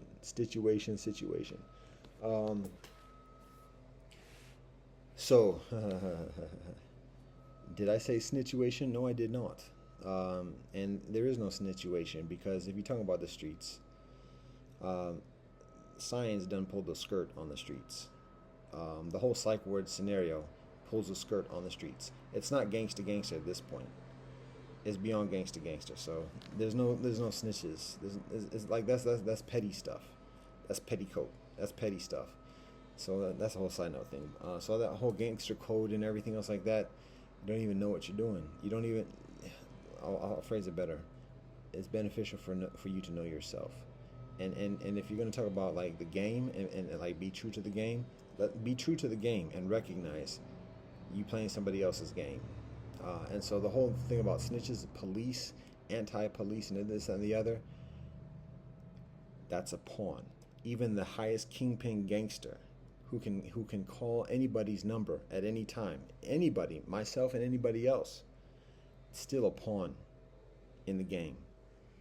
To recognize that, because particularly, well, wow, and I'm supposed to be getting into this, and maybe that's why I'm starting to get into a little bit of the rant mode. But anyways, the whole snitch thing that speaks to a mentality, just like when black folk talk about mixed people conditioning. It's just this mentality of ignorance, that we're not even like this. It's false confrontation, and it's kinfolk like being so militant about being ignorant. So anyways, did I get triggered by snitches? Haha. Anyways.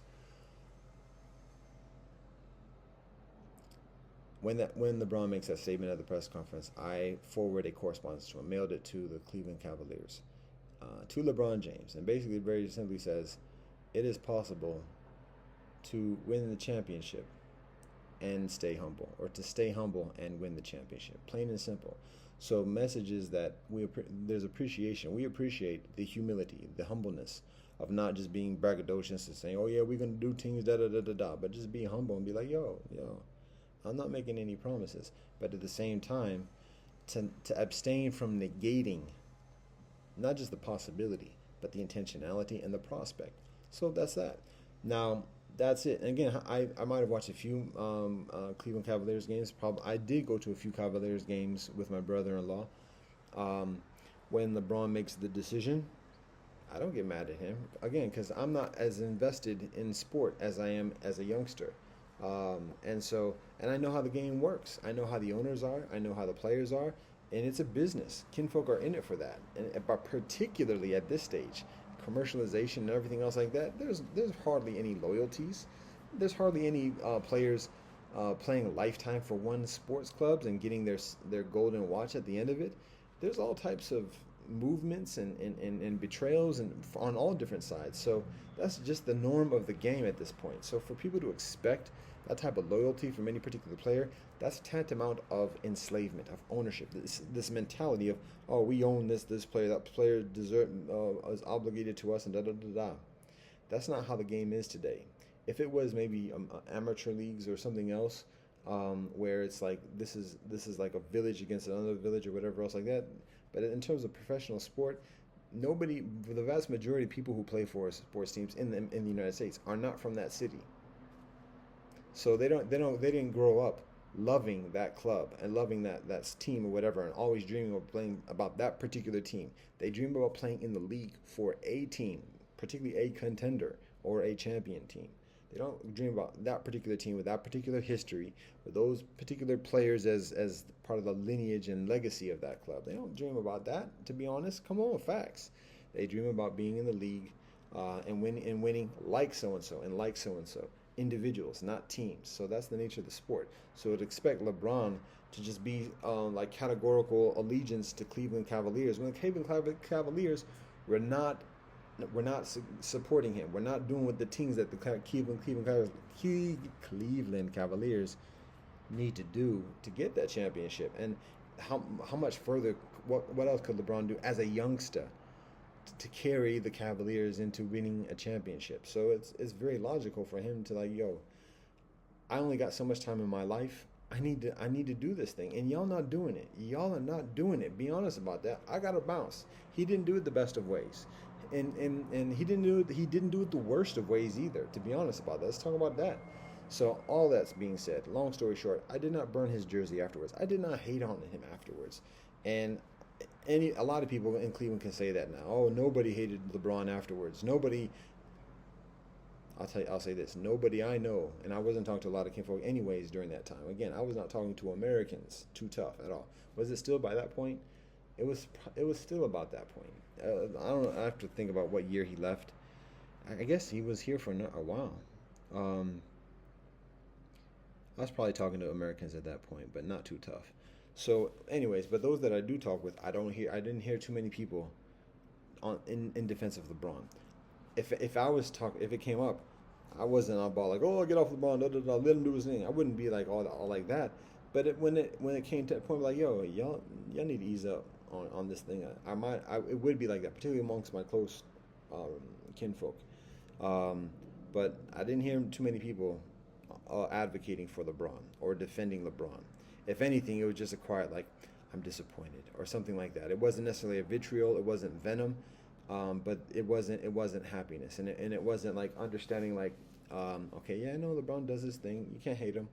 Let him do what he wants to do. There was, because to be honest, what I observe is that even if kinfolk didn't want to hate him directly and like spit venom on him specifically and directly, people were pressured to be in this culture of admonishment and vilification towards LeBron, just because those who did like the owner talking him like he's some prize buck who works on his plantation, talking about what LeBron owes to him and everything else like that. Shut the fuck up.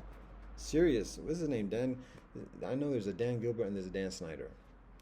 And I'm not trying to hate on anything. Peace and blessing to Dan Gilbert and peace and blessing to Dan Snyder, but I think it was Dan Gilbert. Shut the fuck up in terms of the ownership. That's a whole long time ago. I'm talking about something about 50 years, and what am I doing about saying shut the fuck up about something 15 years ago? Because that same mentality continues on even to this day. But that's that notion of ownership and control, and we own this, and that's so disrespectful. Da, da.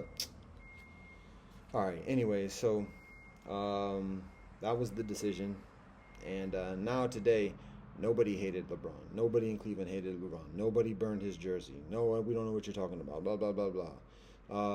And when LeBron comes back, oh, it's all forgiven. Shut the fuck up. So it's delusional thinking, and I got a story about that too, to share about like the nature of that delusional thinking. Like, what you talking about? No, no, all this forgiven. No, it's not all forgiven. Y'all are not forgiven. Shut the fuck up. Y'all need some repentance right now. Y'all, we. So, anyways, venting. That's the GPS. That's the GPS signal right now. Venting, venting, venting. All right. So point is when he returns, um, now is he has his rings. He got 2 rings at that point already. So now he's a proven champion. He knows what it takes. He studied under the legacy, the lineage of the Lakers. Pat Riley, coach at the Lakers with the Magic Show, Magic Johnson. Additionally, he studies with Alonzo Mourning, Georgetown alumnus. Hadaba. Was Patrick Ewing in that scene at all? I don't know, because I think Patrick Ewing was starting to like cultivate his coaching skills, and he might have connected with Alonzo Mourning. But I do know, obviously, like Alonzo was deep with the Heat, and I guess the whole thing of me like talking about this around is because of Dwayne Wade. And again, peace and blessing to Dwayne Wade. And Dwayne Wade helps teach LeBron about championship and what it takes for a campaign. And it's not just a matter of like concentrating as a sports player for the duration of a season. It's a matter of like the politics, it's the economics, it's the whole game about sport, about working with the gangsters, working with the TV big wigs about what's going to sell, and selling the narrative of the championship to all those quote unquote powers that be. That's what a championship campaign involves. What happens on the court is less than 50% of what goes into a championship campaign. It's a matter of lining up the monies. It's a matter of lining up the all the ownerships and everything else within the league and be like, okay, you know what, we think this is going to make a nice story if this team wins the league this year. It's lining up again the gangsters and putting in all the bets and all the odds and everything else like that, lining it up beforehand. And there's competition, there's competitiveness, competition, and all of that. And so they're different. Players want to get a championship, but by the time players get into that level of like winning championships and being like the leaders, the lead causal factors on the court of, and I'm saying court, it goes for the pitch in world football, World Cups, and additionally the Euros that just happened, Copa America, staging for the next World Cup and further. So this is the way the game works. The actual what happens on the pitch, which happens on the court, is less than 50% of what goes into establishing that. It's a matter of like having all these other negotiations and leverages and competitions outside of the court with the gangsters and the governments, with the religions, with the media broadcasters and everything else like that, and saying, okay, get the green light, enough of a green light, because there's still not necessarily a given. There's all different types of betrayals, last minute, what they say, audibles, and additionally, so it's no guarantee. But so that's where it's not just the competition on the court, it's the ongoing competition in that realm.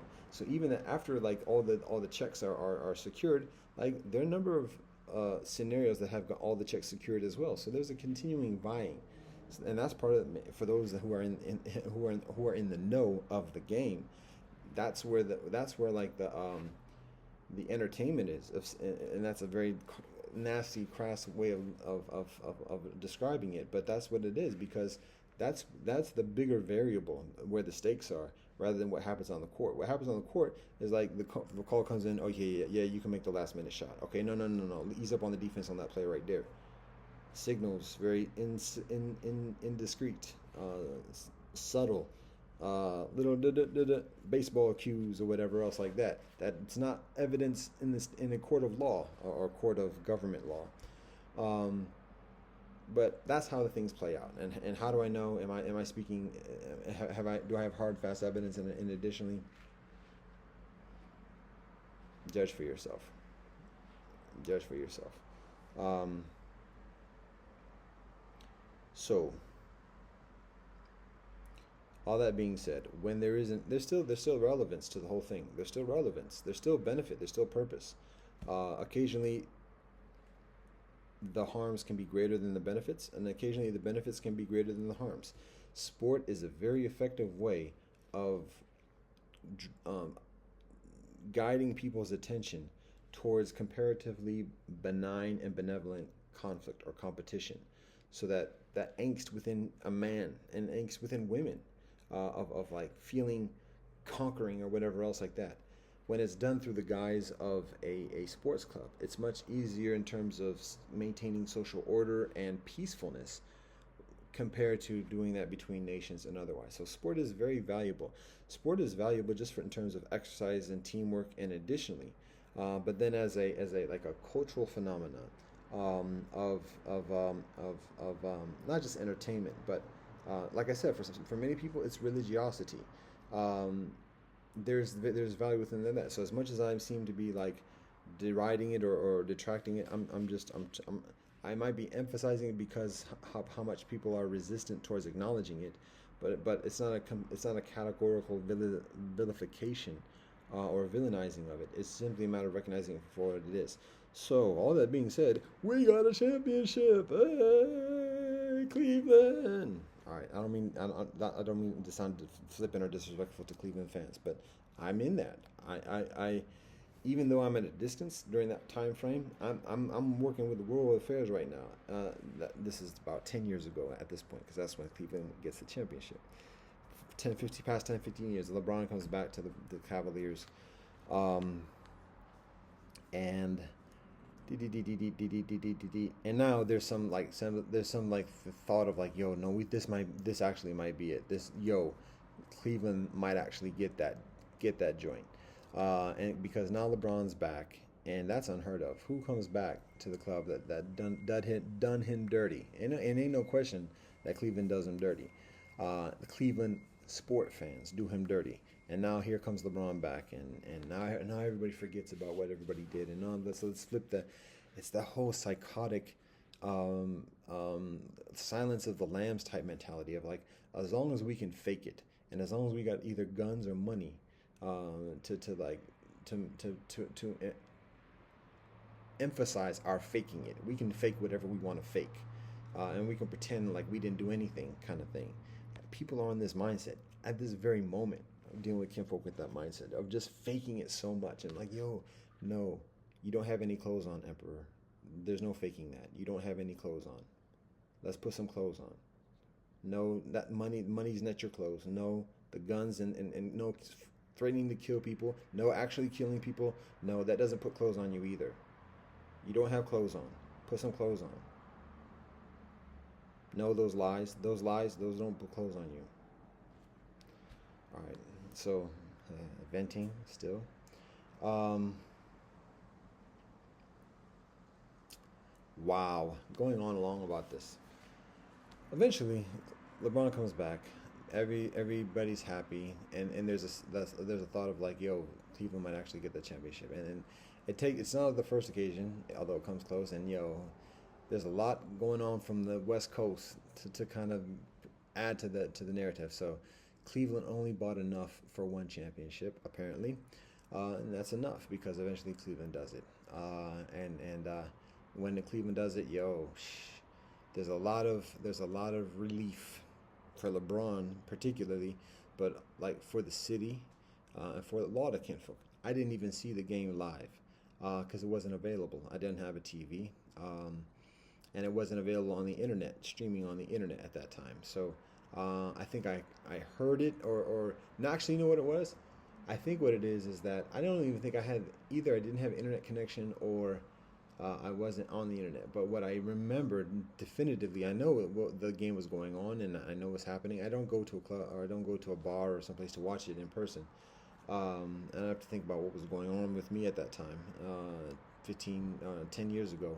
But what I do remember is being here and like hearing people like yell, and I'm thinking that sounds like a victory type of thing. So then when I go online and I find out, Cleveland wins it, so I say, that's nice.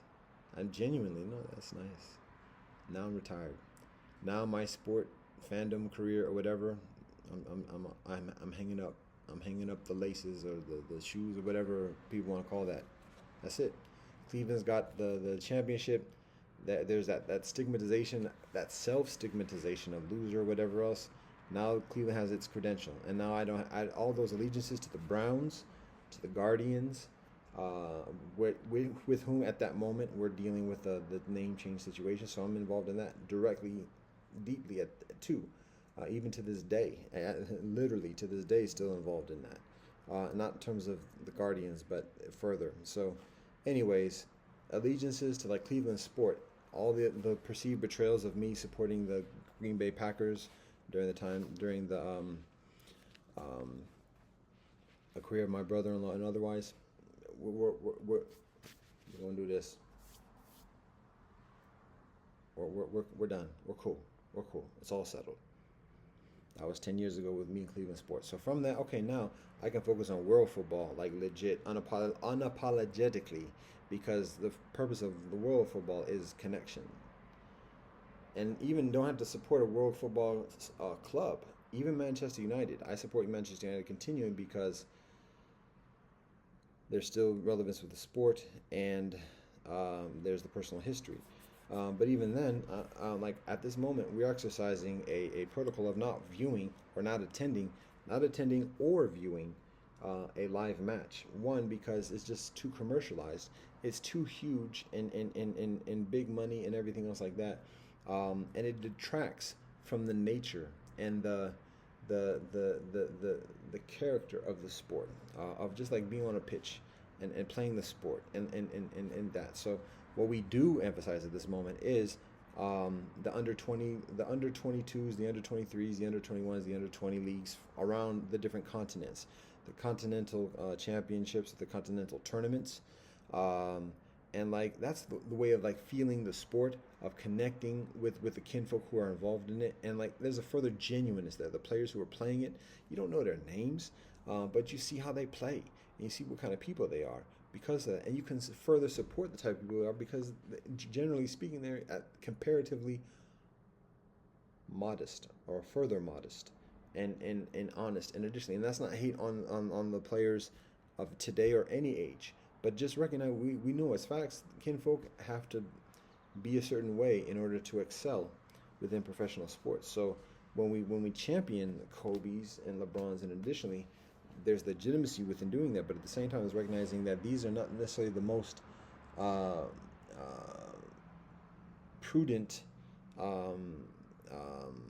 teachers of virtue or principle or guidance or otherwise. Okay, the sparrows are like, yo, come on, Peter, where's the food at? What's happening? What's going on, Peter? You've been talking at this for a long time. You've been sitting there for a long time. We see you sitting there for a long time.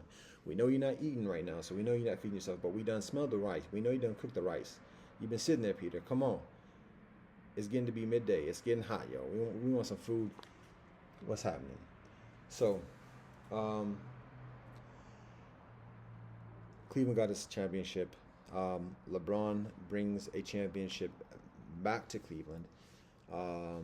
And so those statements from the press conference continue, and he makes well.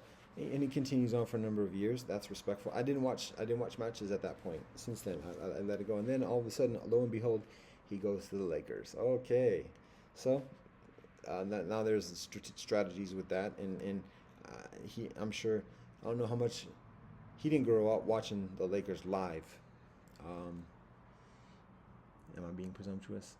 He would have been, if he came out in 2012 in the Gregorian calendar, that was, he was born like in 84. So yeah, he was born, like his earliest memories probably would have been around 88, thereabouts, in terms of basketball. So he might have caught the latter part of the Magic or the Showtime Lakers, but like from the 80s, like when that was after the Bird realm.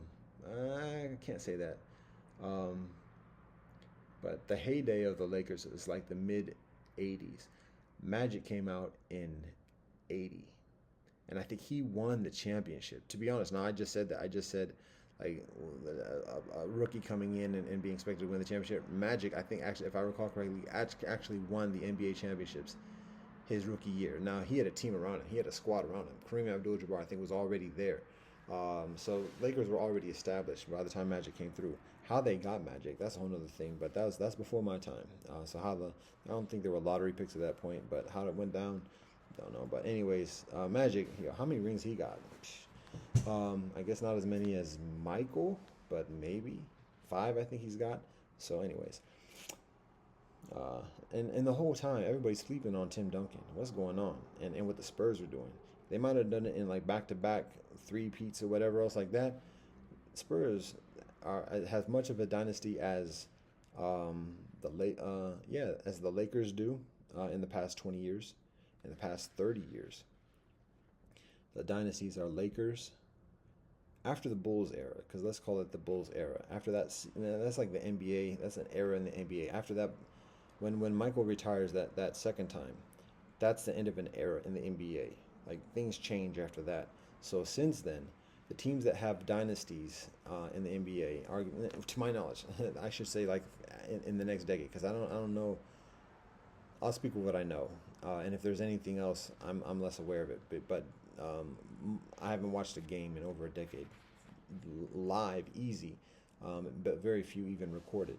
So the dynasties that I am aware of are Lakers, Spurs. I can't even say that Cleveland has a dynasty. I mean, Cleveland is a perennial contender for many years, but in terms of dynasty, winning multiple champions, can't even call Miami Heat a dynasty, because again, LeBron is there for a while and is running teams. But in terms of a dynasty, um, the Lakers, San Antonio, Golden State, I would say. Those are three that I'm aware of. I don't know of any other. I don't know what's happened in the past decade, to be honest. But those are the three that I'm aware of. What's the point for that? LeBron brings a ring to Cleveland. There it is. And since then, I focus on world football. Seriously, I was already focusing on world football, but now unapologetically and otherwise, me and Cleveland sport, we're cool. It's settled. Um, so I say, but no, it's settled. So, that being said, I can still talk about the Browns because that's honesty. And if cats want to like call me out on being fake or authentic or whatever else, I'm not shouting out any other teams, and there's a very strong reason why I don't shout the squad today. And let's talk about that, and then we'll call you out on your allegiances, Mr. Critic, Miss Critic. What up? There's reason. So that being said, shall we get into our regular schedule programming? So that's what happens with sleep from the eye and no makeup. Peace and blessings to all kinfolk mentioned herein thus far. So the regular schedule program has to deal with three things. Can we remember what those three things are? Those are the wheels turning. The wheels on the bus go round and round, round and round, round and round.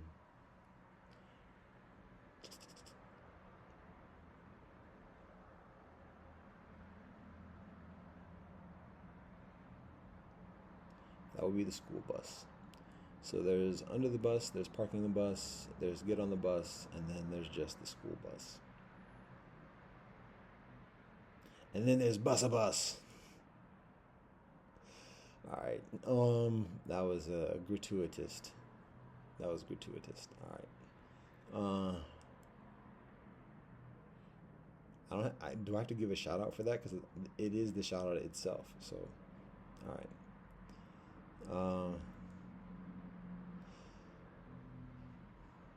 Here we go. What's the three things? There's a musical interlude for the first thing, which is why I should remember it. Okay. Right. Okay. Then the second one is all right. Okay. And then the third one is okay. Got him. So the first one is about game, hustling, grifts, con artistry, getting over on people. That's the first joint. The second joint is about governments. And the third joint is about young sistren.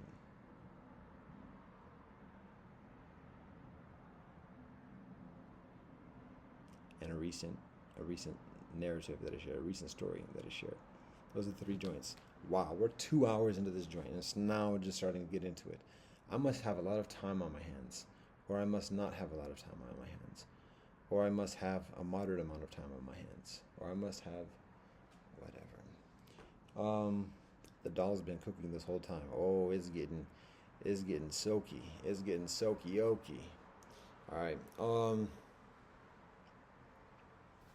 So the first one, I said there's a musical prelude. So this is how it goes. This is the musical prelude with all its introduction and expectations and everything else like that. And it goes like, this is for the G's and this is for the hustlers. This is for the hustlers. Now back to the G's. Peace and blessings to Calvin Broadus. That was a very silky smooth rendering of the Gangsta Proclamation. But that's what's the presets or provide some pretext and introduction to the topic. So in this case, the G's are the governments, as I've said on numerous occasions for numerous years. The only difference between governments and gangsters is that governments have learned how to take prisoners. Plain and simple. Talking about the Roman Empire, that's gangsta. And the republic, the modern republic today, the postmodern republic today, is just the gangsterism from the Roman Empire, infused with some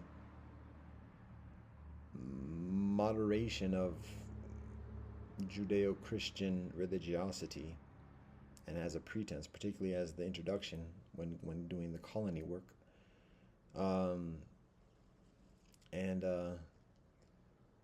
It's unsettling, but anyways, that's right. So the difference between governments and gangsters: governments have learned how to take prisoners.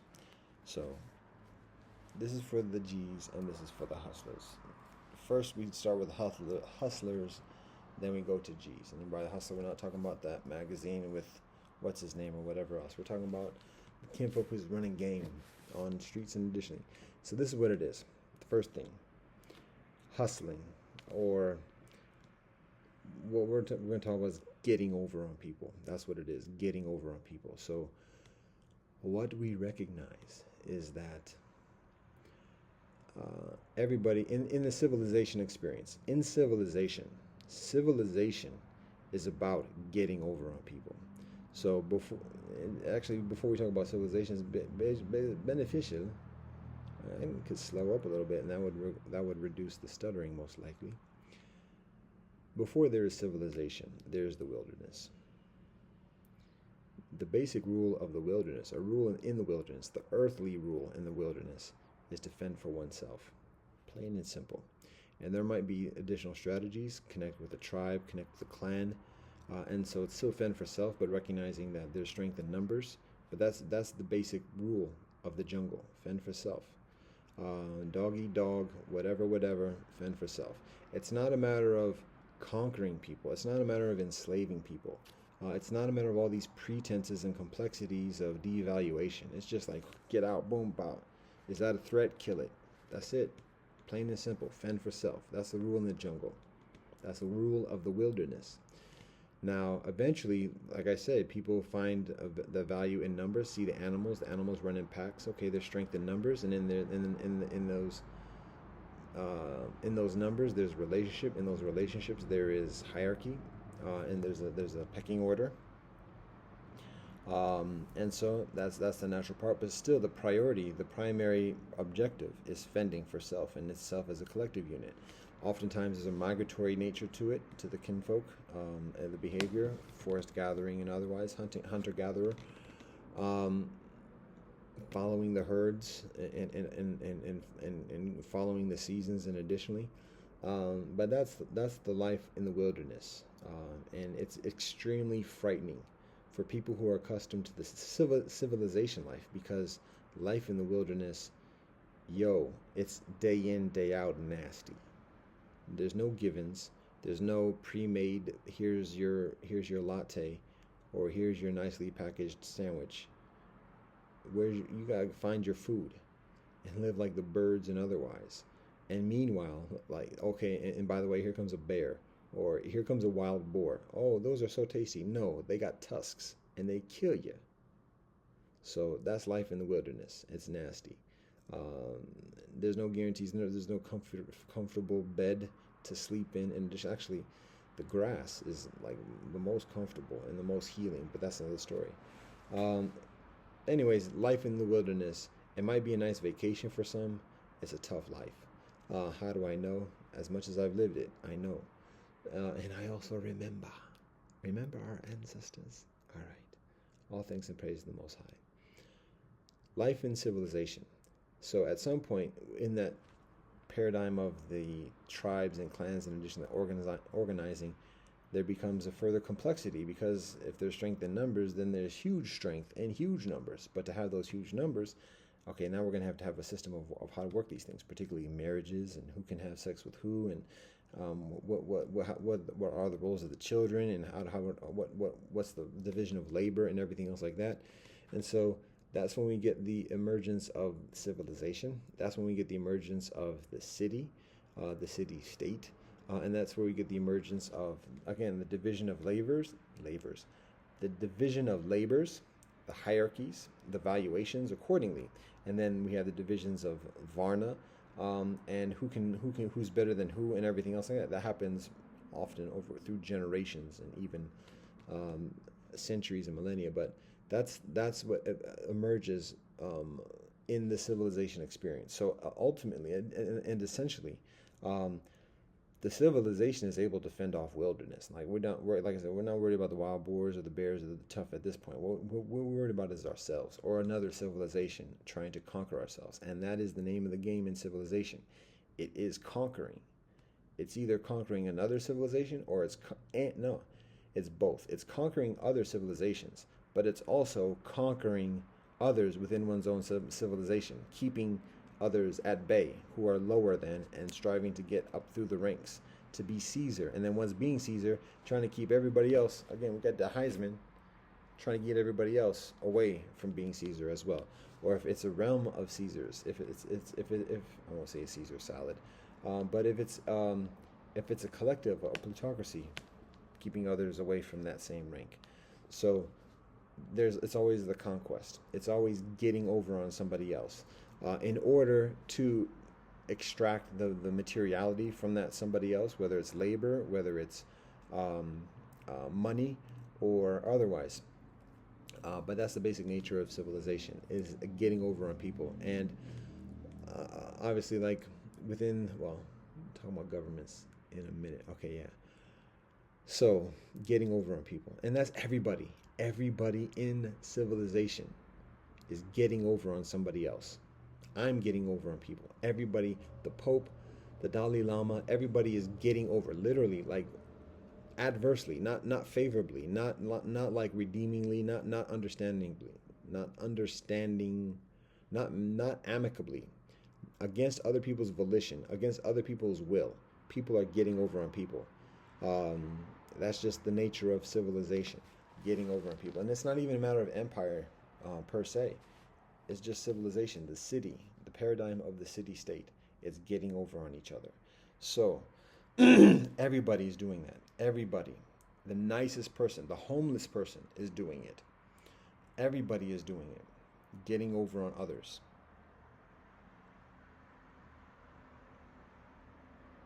We can call it subjugation or whatever. And one person's doing it does not excuse another person's doing it. And there's no righteous pretense of subjugating others or getting over on others. There are different extremes, and there are different causes and effects, and how people are harmed in that process. But everybody's getting over on others. So there's that. Now, two categories of consideration in that acknowledgement, because the truth sets us free. The truth sets us free. So we're just being honest about this. Everybody's getting over on somebody else. Not everybody else, but somebody else. Everybody is getting over on somebody else. Everybody, the newborn baby, is getting over on somebody else. Legit, serious. So, two categories of consideration in that process and in that experience of getting over on people. At least two, but two prominently considered at the moment. One consideration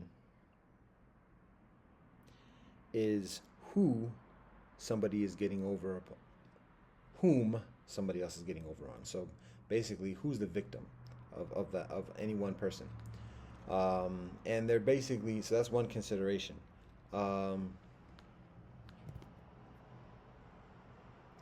The other consideration is whether that process of getting over on somebody, whether that's direct or indirect. So on that first category of who the victim is, in that binary, somebody's getting over and somebody's getting done. Somebody's getting done up. Somebody's getting done dirty. Let's call it that. That's the technical term. Somebody's getting done dirty. Somebody's getting abused. Somebody's getting conned. Somebody's getting cheated. Somebody's getting killed. Somebody's getting tortured. Somebody's getting hurt. Somebody's getting bombed. Somebody's getting something stolen. Somebody's being done dirty. They're all different ways that people get over on each other. So in that binary, there's somebody who's doing the dirt. Let's say that there's somebody who's being grimy. That's what we'll call it. Shout out to BW. There's somebody who is being grimy, and then there is somebody who's being done dirty in that activity. So in this category of consideration, there are basically two types. If somebody's the one who's doing the grime, there's basically two types of victims for that person. One of two types, and it can be a combination. Well, there's two types. And a person can focus on just doing it on one type of person, or do it on the other type, or do it on both types. But there are two types of victims. Two types of victims. The one type of victim is foreigners. I only do grime against foreigners. So do foreigners however we want to do foreigners, but for our home folk, no, I don't do our home folk grimy. I don't do our home folk grimy. You can count on me. That's the first type. And the second type is the one that does grime on one's own. Within one's own race, within one's own religion, within one's own ethnicity, within one's own class, whatever it is, whatever the group of category, the category of grouping is. Isn't that interesting? We can say group. No, all right. So either one does grime against a foreigner, or one does grime against the home team.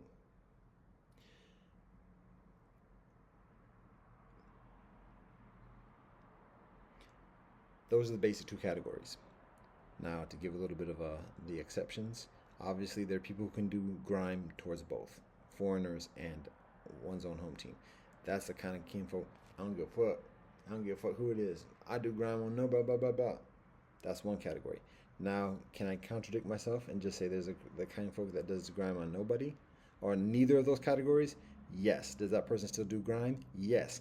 How can that be? I have to think about that for a second,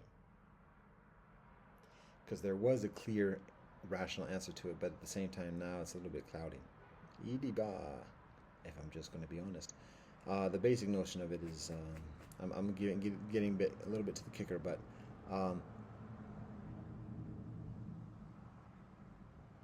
we'll pause right there. We'll hold off on that one for the second, but recognize touche. But continuing on, and we'll get to this, God willing, in a minute and address it. I said God willing to something I was talking about before. I think I actually continue on talking about it, so I have difficulty remembering at the moment what I said. We can replay the tape. If I don't run up we had like gang of gigabytes. We got 30 GBs at the moment because we done transferred files. So it's the transferred files. Dun, dun, dun, dun, dun. Dun, dun, dun, dun, dun, dun, dun,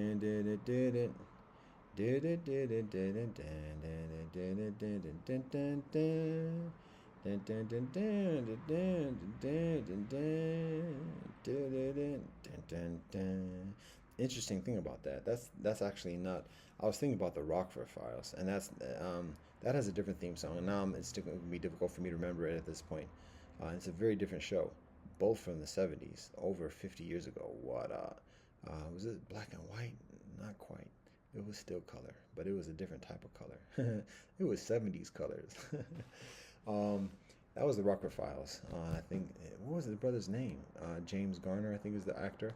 So that was one thing. Now another show, very different show, the same time frame, generally speaking, was the Sanford and Son. That was the theme, if I recall correctly, to Sanford and Son. Interesting thing about Sanford and Son is that the actor who played Sanford, I forget what his first name was. Um, the son just called him Pop. Um, but the actor's stage name is Red Fox. But his he used to be referred to as Detroit. No, no, no, no, no, no, no, no, not Detroit Red. That was Malcolm X. It was a different type of red. He was from someplace else nearby. Um, it escapes me at the moment. However, point is that he was also light skinned, red bone with red hair, like Malcolm X, and he was actually friends with Malcolm X. They worked, according to the information I'm provided recently, he worked in the same restaurant or whatever in Harlem during the time that Malcolm X is there, and they are friends. And so one person is referred to as Detroit Red because he's got the red hair and he's from Detroit. And to distinguish one from the other brethren is called something else Red. And he later on becomes a comedian and an actor, and that's Red Fox, classic actor in black culture. Um, Probably the low key kind of like uh, marquee role that he plays is lightweight. Would it be Harlem Nights? Which he's not a major. He's other than a major character per se, but just the role he plays in it is.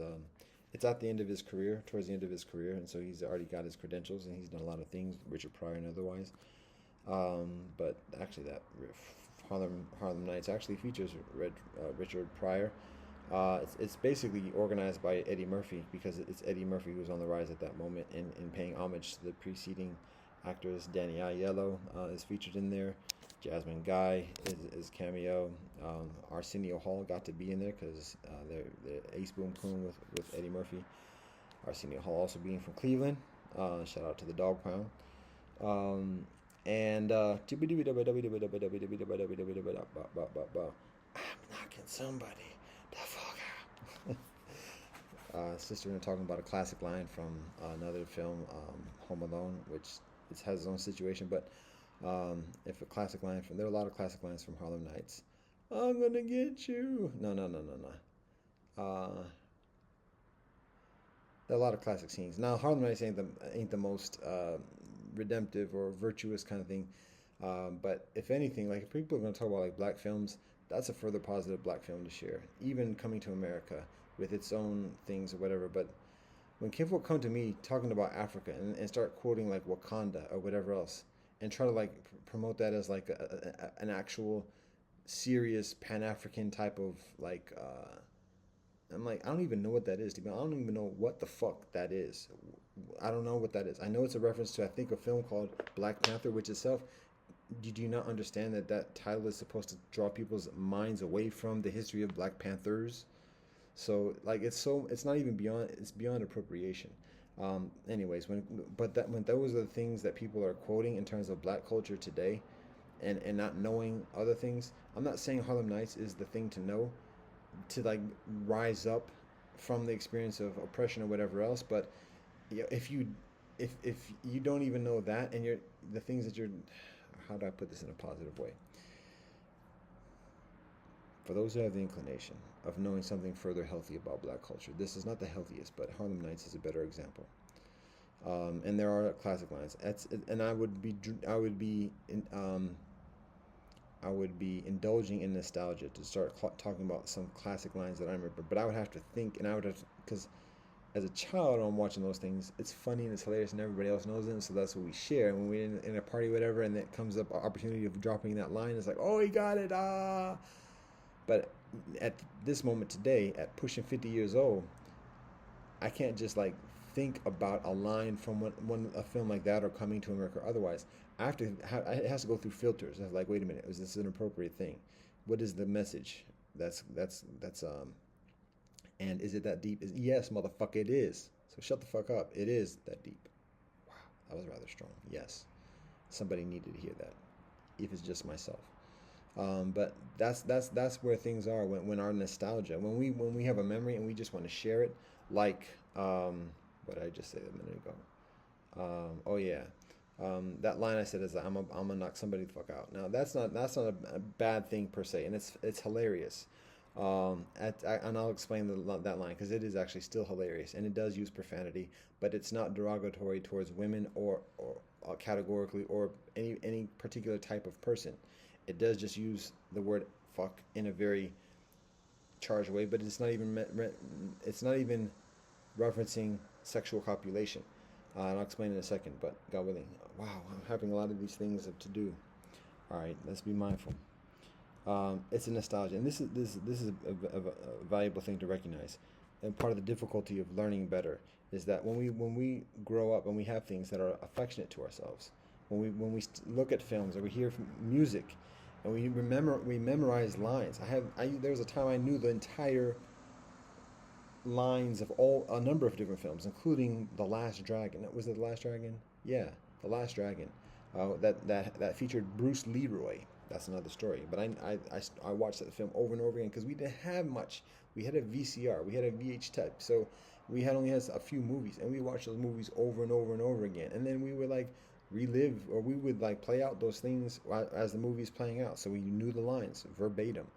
So there's a nostalgia with that. And then when we mature and everything else, like I said, when we become young adults and now we're like doing the competing with each other in a fun way and joking each other, clowning each other, and that's part of what hip hop is bringing these references to each other and then like sharing. And then if people get it, then people are like, oh no, he got it. And if people don't get it, yo, where'd that come from? And then now you break it down. Well, let me tell you something, youngster.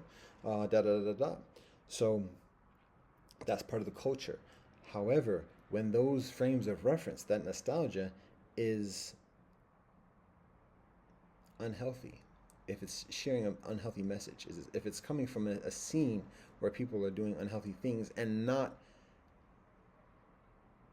teaching people to do better, and then we just automatically, like instinctively, like just repeat it as part of this nostalgia frame of reference, we're continuing that cycle of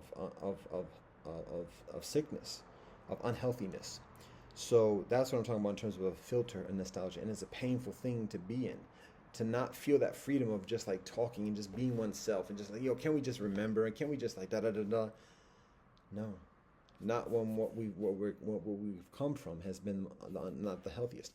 Now, if I talk about the Cosby Show, automatically, I mean, we already see the mechanics of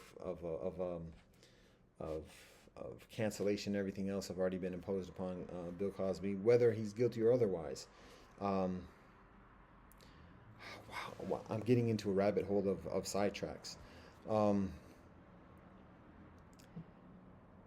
So, all right, let's draw this back. This is a nice example of what I'm actually experiencing right now in terms of concentration. So let's get this back and let's get this done. Come on, God willing. I'm conjuring God a lot in this too. Yes, indeed.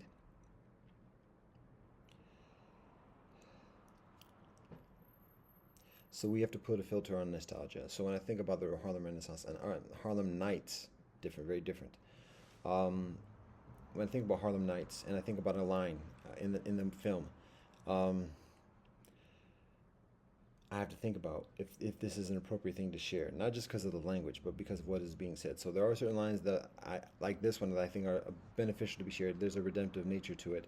There's other things that I would think about, like, oh no, this is not the best thing to share at this moment because it doesn't lead in that context to a positive understanding or whatever else.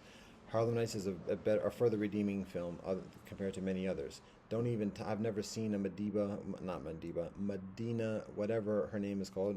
With peace and blessings to Tyler Perry. Haven't seen any of that because I see enough. None of the Big Mama stuff with Martin Lawrence. None of that. No. And talking about the corruption of concerning Bill Cosby.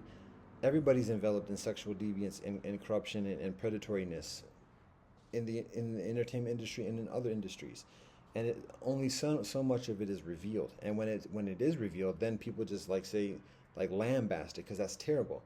But the actuality is it's all over the place, and only select people are identified and revealed about it. And it's for particular purposes because if people rise up a little bit too much, here's the thing, here's the dirt on them to keep them a little bit off base. So when talking about the Cosby Show and seeing a recent episode of with featuring Lena Horne, because sisters are talking about Lena Horne. Today, saying that even to black folk, black folk respond like, "Oh no, you can't talk about Cosby," blah blah blah.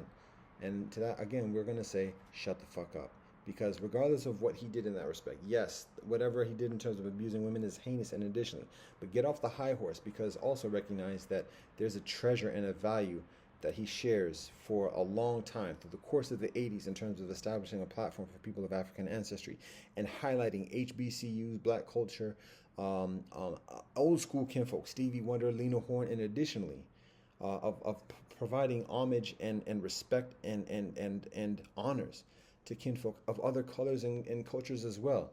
So when you throw and cancel Bill Cosby, Cosby Show, and everything else, that's history. That's the foundation of what other things are built upon. And so anybody who's not built upon that, they're built upon something that's even further atrocious because it's the mainstream, and it's the things that are putting upon that. So when you do that, you're doing a lot to other people. So be careful about that, about the admonishments and the cancellation and everything else like that. So as much as I may sound like criticizing, I don't cancel and say never do this, never do that necessarily. I talk about the specificity and determine whether there's, or I should say, we talk about specificity and determine whether there is redemptive quality to what is shared. So, anyways, all that being said, that's concerning Cosby Show. Now, going back to Harlem Nights, the scene from Harlem Nights, this particular scene, there's the fighter who's basically the personification of like the Mike Tyson, who was big during that time, but actually in the time frame of the film itself, which is set in like the Roaring 20s thereabouts, which is the Harlem Renaissance time. It wouldn't have been a Sugar Ray Robinson, because that's before the day of Sugar Ray Robinson. It couldn't be a Jack Johnson, because Jack Johnson was a different personality and it was a different time frame too. But anyways, it was along those lines, and it's a film. It has its artistic license or whatever. So anyways, this boxer who's is basically like the persona of Mike Tyson. He's a big bruiser or whatever, and he's knocking everybody and da da da da. He's undefeated, and so he like. And meanwhile, like the boxing commission is trying to find some European competitor to beat him, like a Jack Johnson situation. And so as the boxer is being interviewed about his next fight, and asking like which contender is going to do it or whatever, or no, it was about like his next fight and whatever. At the point, the boxer is asked a question about like how he's going to fight or who he's going to fight, and if he's going to win, and what's his tactic. And the boxer just responds by like, I don't know all that,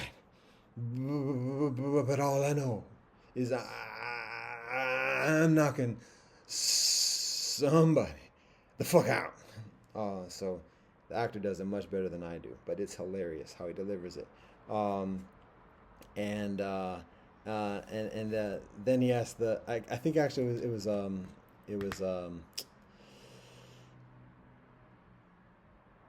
Richard Pryor's character, whose name is Sugar Ray, actually. And the boxer says, "You heard what I said." And Richard Pryor's character responds like, "It took a while, but I heard you." Anyways, it's hilarious. It's hilarious the way it's delivered. So, and it's redemptive. And again, the use of profanity is not vulgar because he's not making a lewd suggestion in that respect. He's just using it for emphatic purposes. So that's why it can be shared in an appropriate context. So can we get back to what we were talking about before that? Talking about getting over on people. So I'm just gonna like get into the crux of this because I'm recognizing my concentration as being I have energy and my energy level is decent. But I'm just recognizing like being on a device and being in conditions at this moment. Do I always have an excuse? I'm understanding causal factors. So, but I do recognize, my concentration, even as I am speaking coherently and knowledgeably, I'm recognizing how prone to distraction I am. The psychological experience, and people can talk about ADD and all these other type of like diagnoses or whatever. We get off that psychological type stuff because that's the pimp game. So that's what we're talking about in terms of getting over on people. How about that? Almost full circle. So I was talking about the two categories of foreigners and home team, getting over on people who are different from oneself, and getting over on people who are one's own ilk. Um, and it's a very different thing. Some people do both, um, but there's a very big distinction between the two. Um, so it's beneficial to be knowledgeable about that and how that plays out. And God willing, speak further about that in a minute. A minute meaning briefly, in the near duration.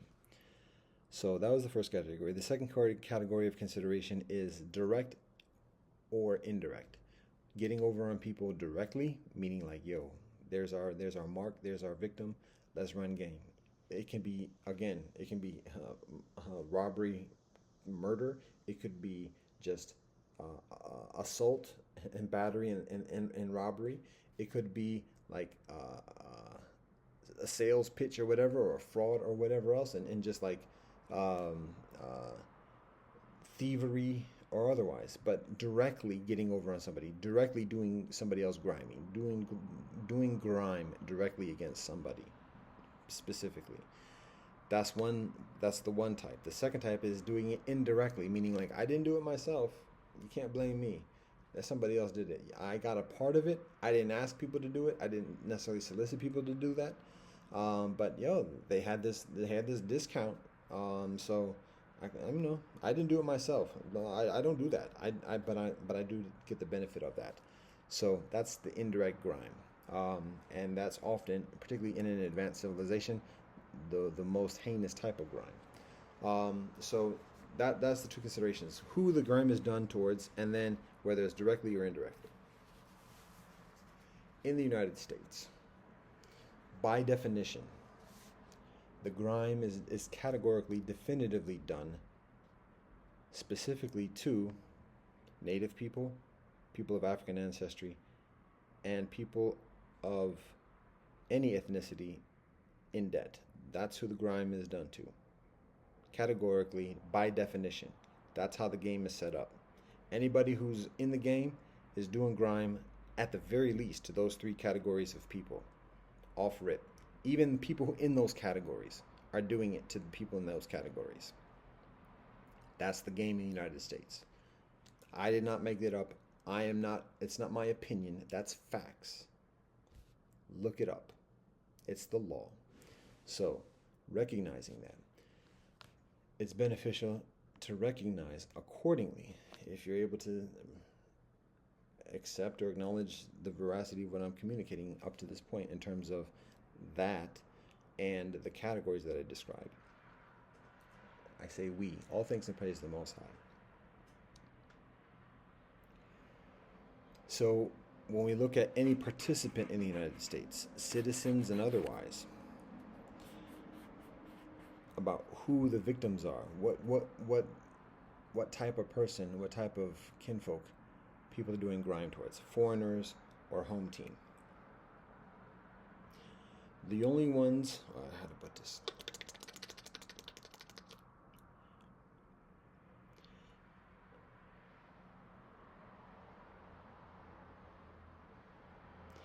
There are comparatively fewer people. All right, we'll put it like this. All right. In the United States, an American, and let's work within the guise of an American citizen. So, an American citizen can be the type that does grime only towards people who are not Americans. They only go towards foreigners. They only look towards exploitation and oppression and otherwise to somebody outside of America. Conquest of land, conquest of pricing advantages or otherwise against other countries, against other foreigners. So the home team of America is, they treat people differently in that respect. That's one cat. There are numerous different variations of American citizens.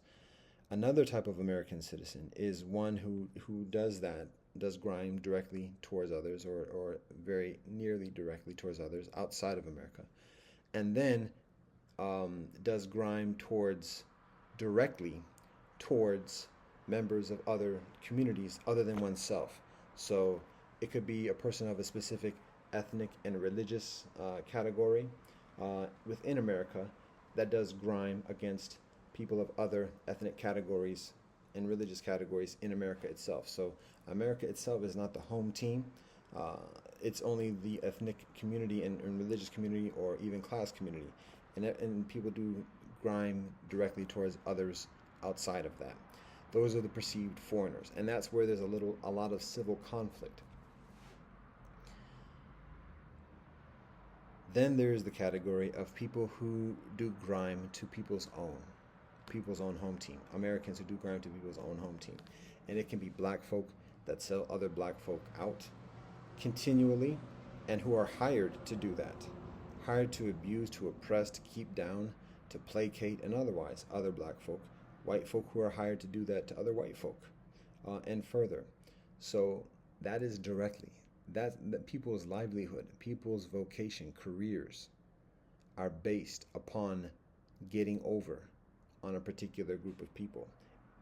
It's talked about as providing a service or otherwise, but the actuality of it and the predominance of it is getting over.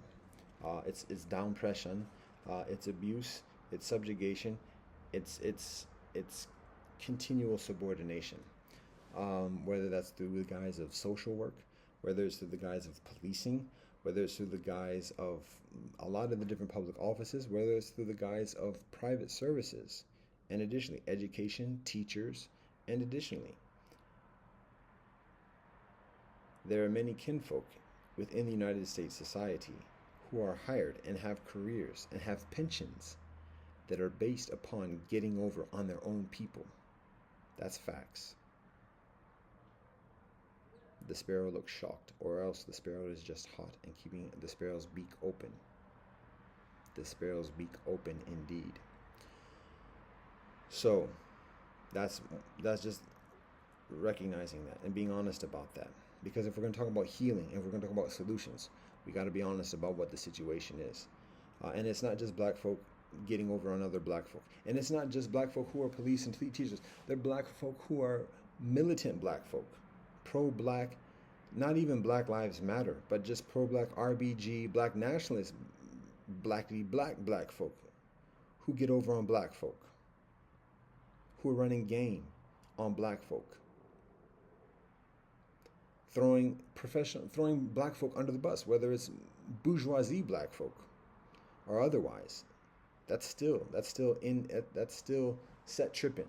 That's still set tripping. So, and you might want to try to draw the lines accordingly to excuse it otherwise, but no, it's set tripping. So it's getting over on one's own because that's who's vulnerable. I mean, that's who's available. They can't get over on other kinfolk. They don't have the repertoire to do that. They can't get over on white people legit enduringly because the hammer gets thrown, and they know that. It's indoctrinated within kinfolk's DNA, literally. So they don't try to get over on white folk too tough or too long. Instead, oh, here's black folk. We can get over on black folk, and we're not going to catch too much heat from that.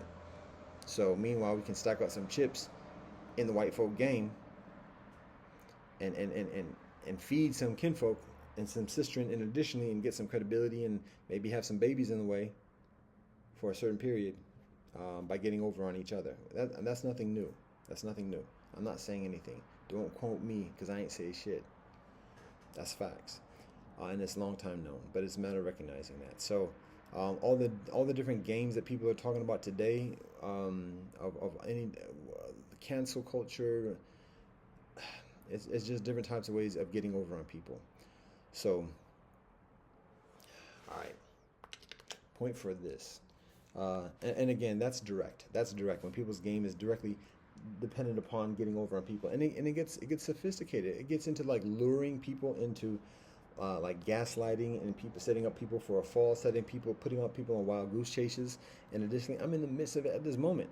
Knowing what people's vulnerabilities are, what people's yearnings are, what people's weaknesses are, and running game on that, and getting some kind of benefit one way or the other, getting some type of salary from another entity who has that motivation of drawing people off track or setting people up for a loss or otherwise. So there are all the different types of games that are being run.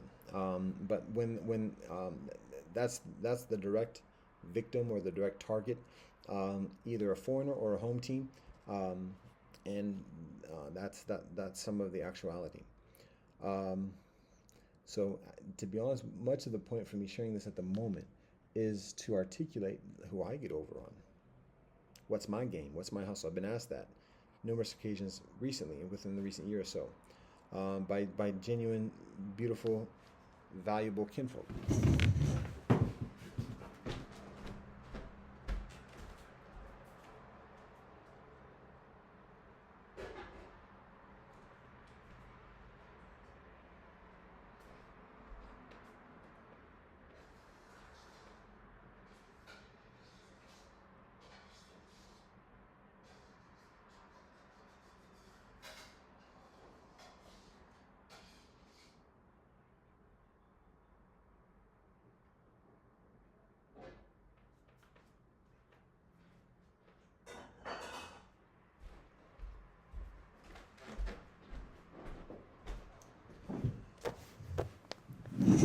The doll is just at that point of solid liquefaction. Does that make sense? Those who know. It's funny when young kinfolk, and I'm not trying to be disrespectful, but when I hear or see like young kinfolk talk with this air of like experience or knowledge or authority, of like talking about making some reference and saying those who know. But like I know enough to know like whatever that is like isn't that valuable. So, but to speak of it just like so authoritatively, and in addition, I'm not trying to hate on kinfolk, and I love. I mean, we need young kinfolk to have some sense of authority and everything else like that. But like when doing it on things that are just so insignificant, it's like, oh, save that swagger for something else. Save that swagger for something better. Um, so, anyways, so like I can't hate on it all. I don't like if I hate on anything. Hatred is failure. Hatred is failure.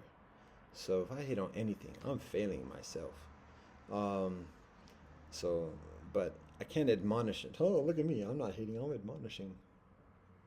This is my admonishing dance. Ooh, let's copyright that. Uh, that's the admonishment dance. All right. Um, so, but that can't categorically admonish young people for having that impetus, having that self-motivated kind of like ownership, because I know it's difficult to, or authority, ownership, authority, two different things. Have that authority and to like that self-generated like, yo, I'm gonna take this step and I'm gonna be out there. So I don't want to like discourage that, but at the same time like encourage it to be about something that's about something. See what I'm saying? All right. Now, was I talking about? Oh yeah, how I get over on people? Ooh, how I get over on people? Is this the how I get over on people dance? I got so many dances. I'm so innovative. All right, the getting over on people. Well, we got musical interlude now. Getting over on people. Who do I get over on? What's going on? What's my game? What's my hustle? Actually, before I say that, to also recognize the indirect getting over. So the indirect, as I said before, it's a matter of not doing the dirt, not doing the grime oneself, but benefiting from that grime. Seriously, and like living, feeding off that grime, not doing the grime, but feeding off the grime and depending upon that grime. That's important to recognize. It's not just a matter of like a luxury, like I can deal with it or I can deal without it. Like the only way you know how to eat is by depending upon the grime that somebody else is doing. So that's very beneficial to recognize. So because when people don't do it themselves, ourselves, we try to have some semblance of innocence and everything else like that. But at the same time, depending upon it. And so in depending upon it, we are actually sending out those orders of doing that grime, killing, enslaving, raping, torturing. We're doing that when we're feeding from it. So we have to be honest about that if we want to find the solutions beyond it. That's facts. So that's the indirect grime. It might not seem as bad, it might not seem as tenacious, but as I said before, in the experience of advanced civilization, that indirect grime is very often much further nasty and atrocities than the direct grime. So it's beneficial to recognize that. So now, all that being said, what grime do I do? Who am I getting over on? And otherwise, we get over on those who get over. How about that? Is that the exact solution and like the absolute zero cancellation of cancellation, and everything is now hunky dory, peachy keen, and otherwise. Not saying all that, but we get over on people who get over. That's plain and simple. And the nature of the game is very different, and so it's beneficial to recognize that as well. And that's the purpose for me sharing all of this. Is talk about that game of getting over on those who get over. So first of all, it's a matter of recognizing that, and that's where we get to that quagmire that had us paused a few minutes ago about the categories of either foreigners or home team, of the categories of types of victims. And so I said there's those who that primarily do it directly towards people who are foreigners, and then those are whether that's nationalist foreigners, whether that's religious foreigners, ethnic foreigners, class-based foreigners, or otherwise. Then there are those who do it directly only towards those who are home team, like that's who they have access to, that's who they feel comfortable getting over on. They know how to deal with the consequences and otherwise. So they only do grime against people they know. How about that? Some people might call that cowardly, but some of the most effective tycoons are made from that. How about that? OD, that's an interesting word. That. Two categories. Now, some people do it towards others. Equal opportunity grime. There's that. Then I mentioned that fourth category of doing it to neither. So, am I that perfect category? Are we that perfect category? Lightweight, kind of not, sort of, though. How about that? Because what I'm talking about is this. We don't do grime towards foreigners specifically, directly. We don't do grime towards home team directly, particularly. We do grime against those who do grime. So if it's a foreigner doing grime, we do grime. If it's a home-based who does grime, we do grime. So we're doing grime against the grime, wherever it is, rather than doing grime against any particular being. So that's how it kind of nullifies, because everybody's getting over on everybody. And am I just now saying that just to excuse what I'm doing? No. Life in civilization, life in the city-state. Everybody is getting over on somebody. Say again, everybody is getting over on somebody. Definition. By definition, to be in civilization, everybody is getting over on somebody. How is the baby getting over on somebody? The baby is getting over directly on the parents. Wah, wah, wah. Wake up, feed me. And that's extremely obviously understandable and legit and natural. But the baby is getting over on the parents. That's who the baby is directly getting over on. And anybody else who's in the vicinity. And the baby's cry is a sacred, holy gift. It's a blessing. To hear a baby cry, to hear children yell and scream, infants yell and scream, that's a blessing. We want that. We want to experience that put uponness.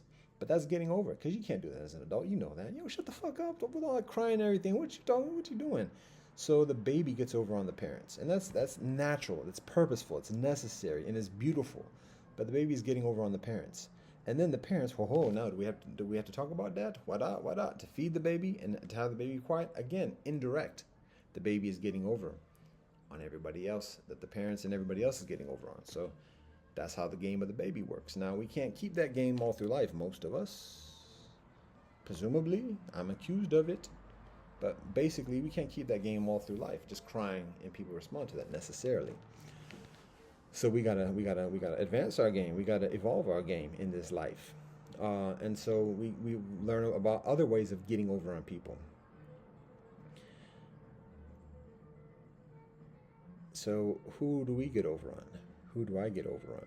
We get over on those who get over on others.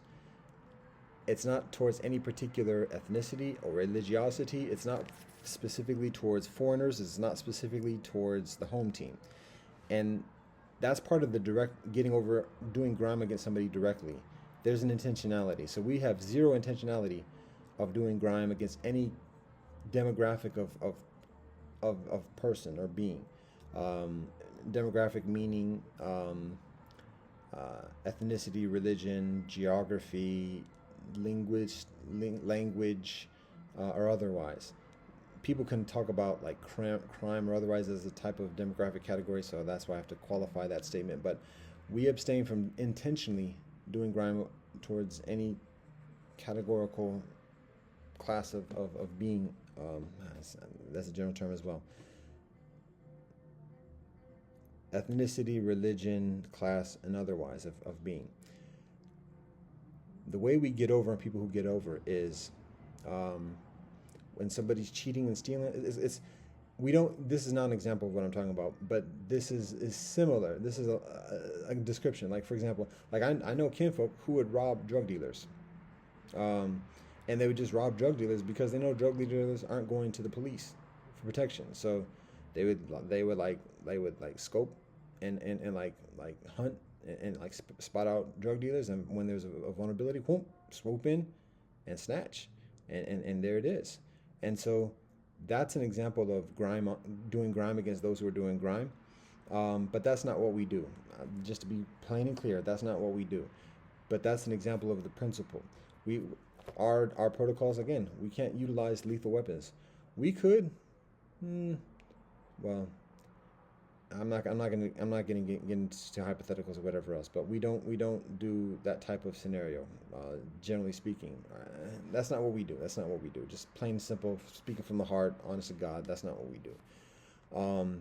That is somewhat of a way of describing the phenomena of doing grime against grime. So basically, I'll just speak like directly about what we do, and give some words to that. So, when I'm talking about getting over on people who get over is this: basically, simply living an ethical life, and being practicing imperial distancing ourselves as much as possible from the predatoriness of the indirect and the direct atrocities and afflictions that people cause towards each other, keeping as much of a distance as possible, but still recognizing we are immersed in this life of civilization, this civilization life. And so, for basic necessities, at least at this point, there's the occasional necessity of going back to the watering hole and getting enveloped in the atrocities that people are causing to each other. So even in doing that, we have to be very mindful of how we do that. And so it's not a matter of like saying, okay, now we got to lie, or now okay, we can cause abuse. Directly, we're precluded. We have very strict protocols of what we can do directly. So even lying and hustling or conning people, putting into people in con games, intentionally leading people astray, doing like long-term grifts of what's it called, Ponzi schemes, or other kind of like white collar non-violent crime that just involves like fraud and lies and misleading, even pimp game or otherwise. We're not allowed to do that. We can't do that. That's not our game. Our game is ethics. And now that's where we cannot do that directly.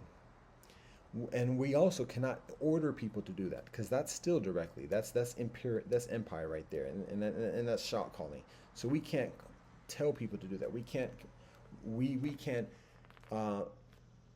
directly or subtly suggest people to do those things at all for any reason. We're not allowed to do that. We're prohibited from doing that. Anybody who does that is not us. Anybody who does that is not us. Anybody who does that is not us. And whenever there's occasion of somebody doing that, that person leaves us, not by our volition, just by the nature. That person leaves us, and the only way that person has the opportunity of returning is through thorough repentance, atonement, teshuva, making amends to the people that person directly harms, providing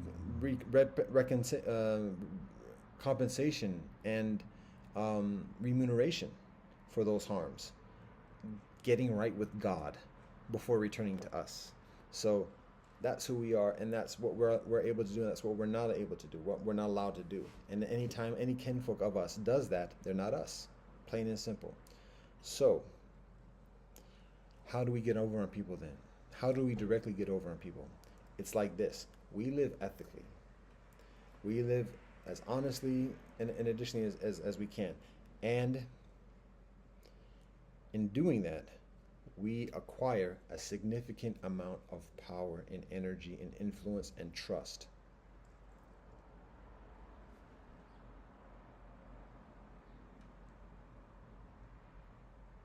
I'm gathering my thoughts so they can, because I'm processing this. I'm working on it as I articulate this. So, and that's not by doing anything to anybody. That's just by living a righteous life. That's the nature of it. If you look at the examples of all the teachers who teach and live, not just live, not professors who teach the philosophy of these things and who are getting paid huge salaries. I saw, side note, I saw dear brethren and sistren, who I'm trying to think of how much I call things out directly, but I will say this, who identify as being revolutionary social workers. And so that sounds interesting, but at the same time, come on.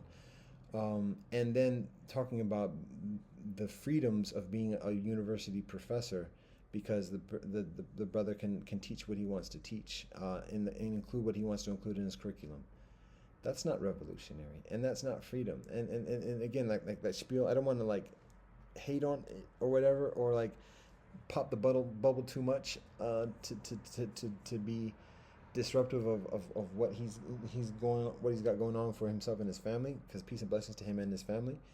But just to be honest about that, like that's not it. And a lot of cats want to like sell that, particularly to youngsters, to students, to teenagers or whatever, as like being the benevolent presence in empire.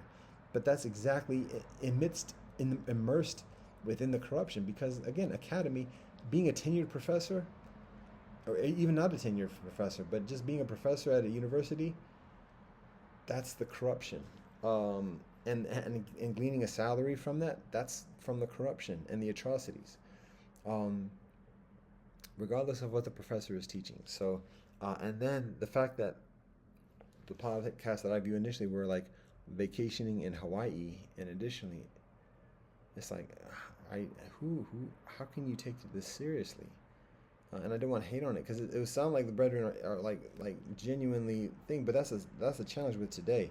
Like there are a lot of genuinely seeming kinfolk who have some knowledge, but like it's just like they're employed to get over on people, particularly mixed people, and particularly towards people who are striving for that multicultural kumbaya kind of experience. So there are kinfolk who are specifically employed to directly get over on such people, either to lure people into that same path of corruption, or to like veer the kinfolk into like annihilation and oblivion.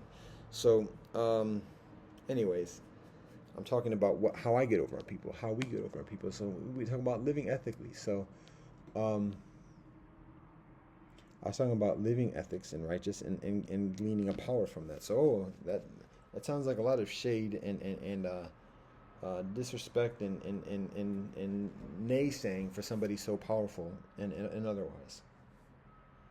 Touche. However, continuing on with what I gotta say. You can say what you like, sir, but I have the microphone and I'm gonna sing whatever I want. That's a paraphrase from The Wedding Singer. Another classic scene and line from a film that doesn't necessarily have all the classic redemptive things. Much further positive than some of the later work of Adam Sandler, but peace and blessings all the same. How do I get over on people? And how do we get over on people? Directly. So, I already mentioned the indirectly. Well, I didn't mention. I started getting into the indirectly. So the indirectly is that there are the occasions of us venturing back into the water hole and into civilization and gleaning things like the devices and food, when this was a juice thing, and otherwise devices. So how do we acquire these? How do we get over on people as a method for acquiring these?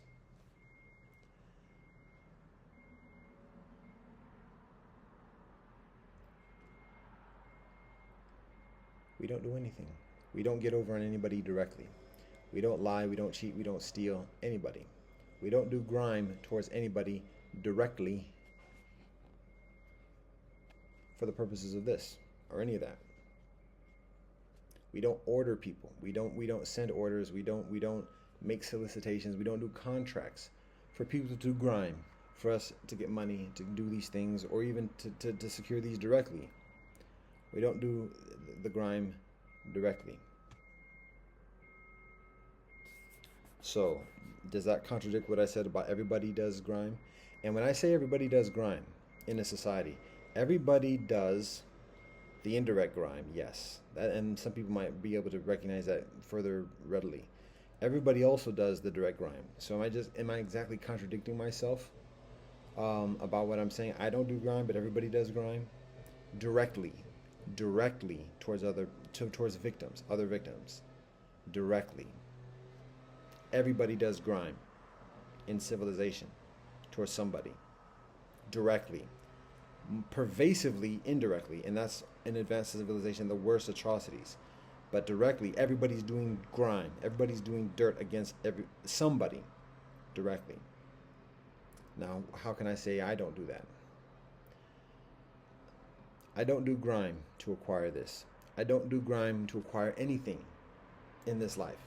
I don't intentionally do grime for any of this. Anything. All these luxuries that you see here. I don't do grime directly to anybody to do that. Okay?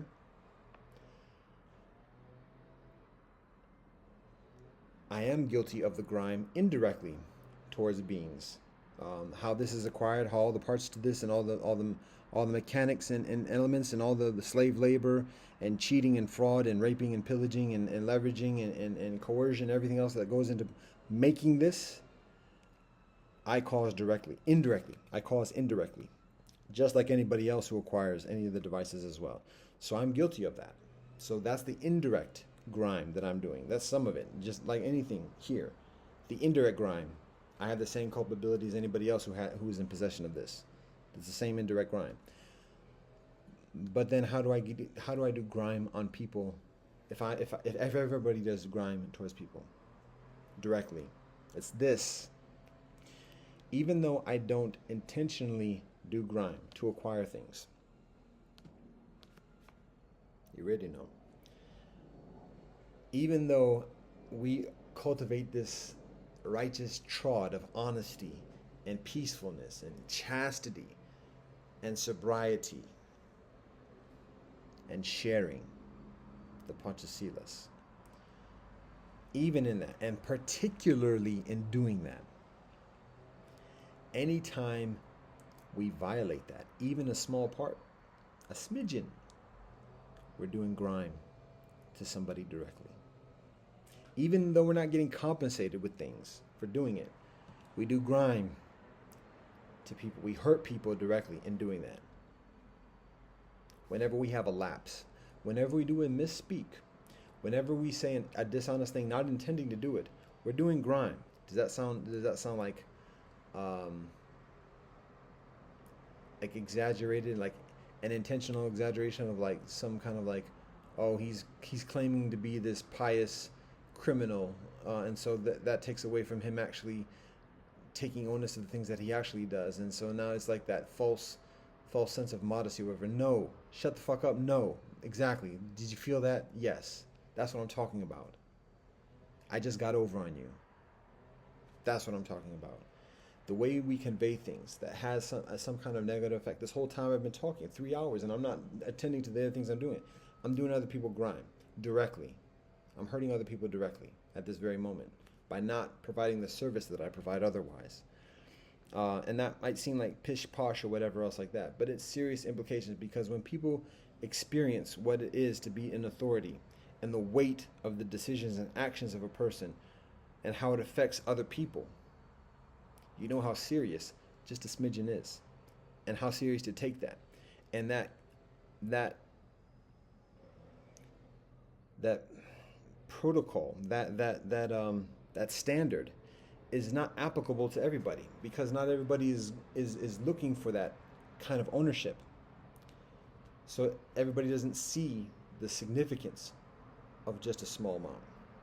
If you think about just traveling, if you go on a plane, you go on a ship or whatever else, if you're traveling in a car and you're just going from like a few blocks, if you're veering off just like a 1 degree angle, whatever, no big deal. Usually, if you're walking, no big deal.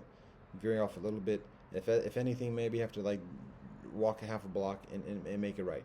If you veer 1% in a 12-hour plane trip, or a transcontinental train ride, or otherwise, it's a huge thing. So that's along the lines about the authority. The breadth of the authority is a long distance, not just in this life, but for generations to come. That's any parent. And additionally, you know the weight of that. So that's the significance of just a smidgen. And that's who we are doing dirty. When we slip, when my chastity discipline slips just a bit, it's not just towards any women that I have those lustful thoughts towards, but it's for those who have some trust in me of being strong and disciplined and otherwise. I do grime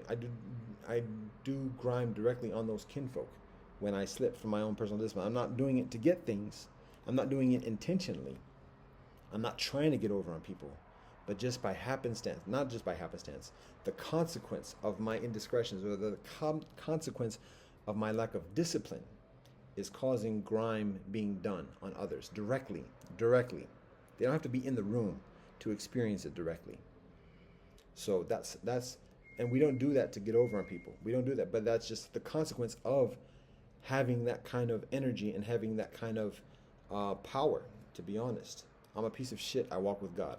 When I say that, piece of shit, right there, that's grime. Somebody's being hurt by that, because there are many very beautiful, devout, religious kinfolk who see I'm sharing truth and who actually believe in me in scary ways, and even may want to even call me the second coming, the first coming, or whatever.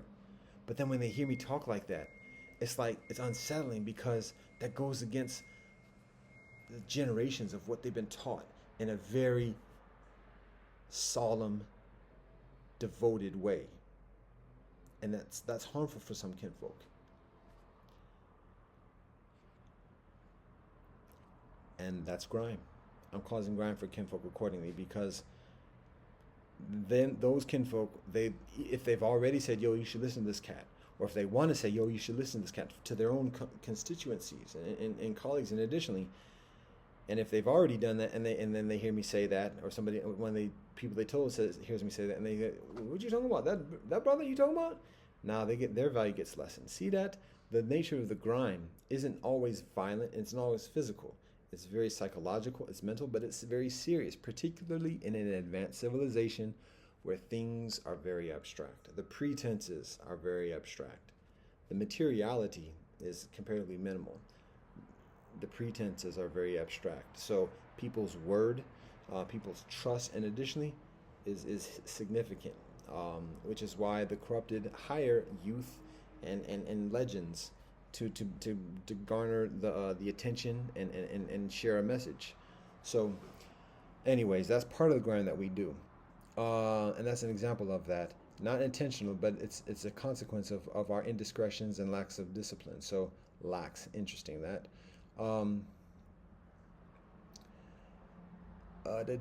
So that's the grind that we do directly towards people. Not we don't get a direct benefit from it. However, that being said, we do benefit indirectly. We do indirect grind. Like, again, I talked about how this is acquired, and our nature of cooperation with others, and additionally with those who are doing others dirty, and additionally. So anyways, that's just part of recognizing the game. Everybody's doing somebody dirty. So I share what I do, what we do on this side, and one of the takeaways from this is twofold.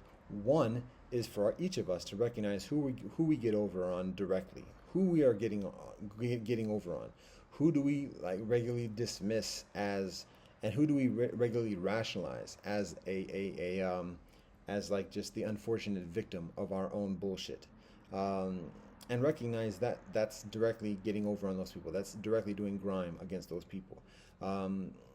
And so there's all different types of ways. It's not all strong-armed robbery. It's just even pity parties, just the devaluation, the cognitive, or the existential devaluing, the devaluation of others. That's doing grime. to be mindful of that. That's on the one side, and then also on the flip side, and the twofoldedness is also to recognize who is getting over on us individually, like specifically, particularly, or even as a collective, who's getting over on our kinfolk, um, and to recognize in every one of our relationships, every relationship, parents, children, family, spouses, and additionally, who's getting over on us. Now, spouses is one flesh, so that's an interesting consideration right there. Because do kinfolk get over on one's own self? You betcha. There's that. Is that another category? How about that? Interesting that. But to recognize in every relationship that we have, that person is getting over on somebody, and the consideration is that person actually getting over on ourselves? Because very often that is the case, and so we have to be mindful of that. And then discern how relevant that is, whether that grime is redemptive for the benefit or the obligation within that relationship. So that's all across the board. There's no relationship that is beyond scrutiny in that respect. So that's the first category: hustle and grime and getting over on people. Wow. And I actually have to wrap up because not I did 3 hours, and I do actually have I'm meeting up with kinfolk soon, so I have to prepare for this.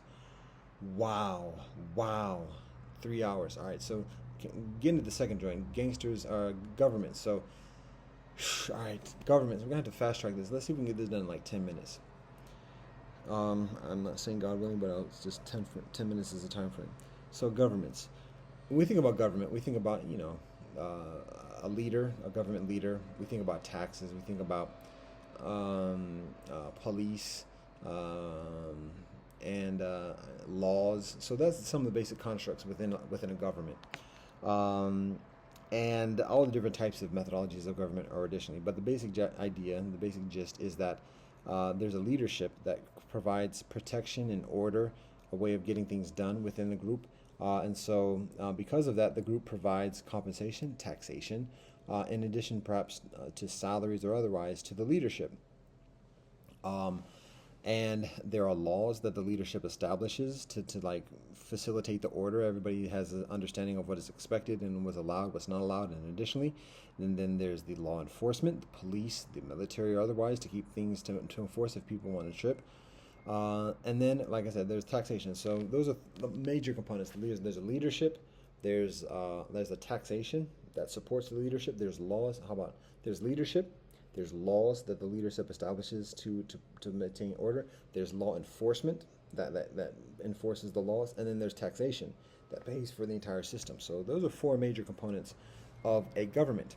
And obviously there are all different types of governments: monarchies, kingdoms, queendoms, military dictatorships, democracies, republics, constitutional, all different types, tribes, clans, and otherwise. So what we observe at this moment is there being four categories of governments that simultaneously exist in the United States, on the land, on this continent, because again, the United States is an imagination, but on this continent that is occupied by the United States. There are four categories of government that simultaneously exist, each with formidable authority. And one of these categories is a new category, which is the reason why for sharing it in this context. So to describe the three categories first, and then the new category. The first category is, let's just say, the standard government, the United States. There we go. And there we went, and there we come from. So now here we are. The United States. That's one government. Conventional. There's a law. There's law enforcement. There's taxation. There's an order that's facilitated, and people have an expectation in that respect. That's one type of government that currently exists, even in the abstract, today on this continent. Another type of government that exists at this moment. Now I'm looking like a salesperson. Another type of government that exists at this very moment, with even greater authority, to be honest. But the mechanisms of it are different than what I just described. It's the same components, generally speaking, but the way, the methodology is different. That is nature. Nature, the natural government. the nature. So there's an authority within nature, there is a law of nature, there is law enforcement of nature, and there's taxation of nature. So without getting into the details of that, because like I said, we're working with time at this moment. Just to recognize that this is since creation. There's the government of nature, leadership, law, law enforcement, and taxation. Nature. Legit greater than national government, the United States, but works in a different way. It has a different methodology. So, but it's still very much existing, coexisting, and oftentimes conflictory because of the nature of American government is very grab and kill. So that's the third government that exists is religion and church and state in the United States. It's not fused all into one. But religion has same components. There's leadership, there's law enforcement. How is the law enforcement done? Primarily or significantly through guilt, not exorcism, but excommunication, and just other course of things. Because often the nature of being a religious authority means, or even a religious practitioner means foregoing a lot of the competitive advantages in the national field so that people in the religious field become further dependent upon the religious field. And so it doesn't need a police or whatever else to enforce it. All it has to do is a threat of withdrawing benefits or recognition, and then that often brings people back into line in many ways. So the nature of the law enforcement is different, but it's still here. And taxation as well, yes. So those four elements exist within the religion government. So now we have a fourth government, and the ceiling is reflecting the window, and the birds. Yeah, I know the birds are like, yo, Peter, like 3 hours, brother. What's going on? Food. It is half day now, and we don't miss prayer time. And all right, let's finish up. 10 minutes. All right, so the fourth type of government, the internet.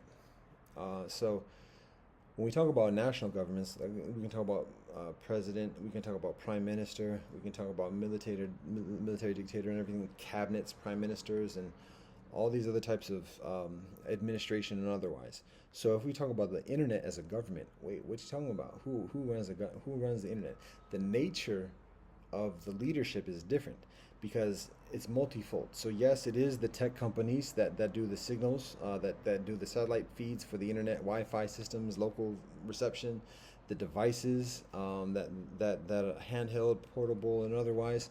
So there are all these different leaderships within the internet. So it's an oligarchy or a mega oligarchy, because that's one category of leadership. But there's other leaderships that are actually probably further powerful and influential in the government of the internet.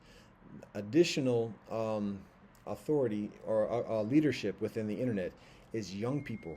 The increasing sense of innocence, the vitality, the vibrancy, the charisma, and all the things that pedophiles and everybody else look to exploit. And additionally, it's tremendously influential and thus has a leadership power, even without being knowledgeable about it or otherwise, but extremely powerful and influential in the internet government.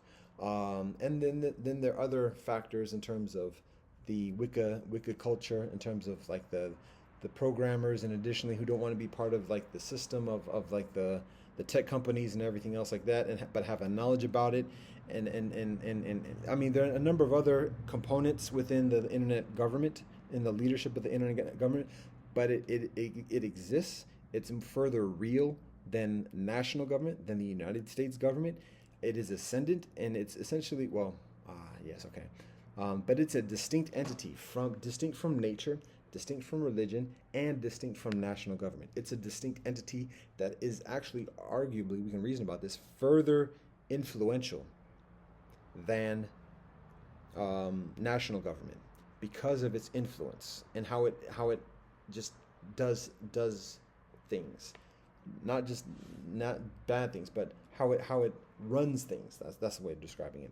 So internet government. And so I talk about leadership. It's multifold. Again, it's oligarchic kind of situation, and there's not one particular thing, but tech companies, young people involvement just by just going online and like talking about things and paying one's attention to things. The mind is extremely valuable and extremely powerful, and that influences our responsiveness to the response of adults to this, the compulsiveness, like parents catering and responding to hungry children who are wanting to be fed with something that's honest or with something that's healthy and otherwise. So, youth and children are very strong leadership, even though not having a knowledge about how to do that. And then, like I said, the programmers and other people in the wiki culture and like not talking about the dark web specifically, because that has a form in it, but that's not necessarily the leadership element. So, but there are additional components as well in the internet, in the leadership of the internet government. So that's the leadership. Now we're talking about law. The law is still forming concerning the internet government, but essentially, to be honest, the law of the internet government is like the law of the world. It's an amalgamation of all the laws of the world, all the laws of science that facilitates the technology, the actual physical direct technology of science, all the scientists through the generations for thousands of years, that from the initial computers from wow hundreds of years ago, to the recent advent of electricity and the electronic computer, and additionally all the laws of physics and the mathematics, and additionally are fused into the law of the internet. But wait, there's further, because all the religious law, because much of those mathematics are gleaned from Islamic law, which is gleaned from Christian and Judaic law, which is also gleaned from the same elements of Hindu and Buddhist and additional laws of religion. And then we have Taoism is further that's infused with it. So all these laws of the world, all of the laws of the world are infused within the law of the internet. So it's still searching and finding itself in terms of its application and practice. But that's the law of the internet. It's the law of the world.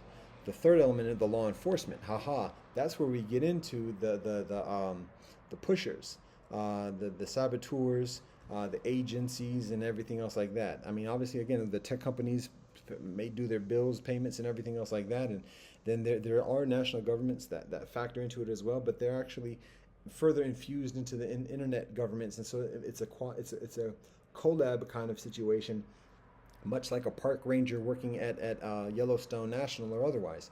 But it's a cooperative because the internet government is something that's distinct from national government, because national governments have to cooperate with other national governments.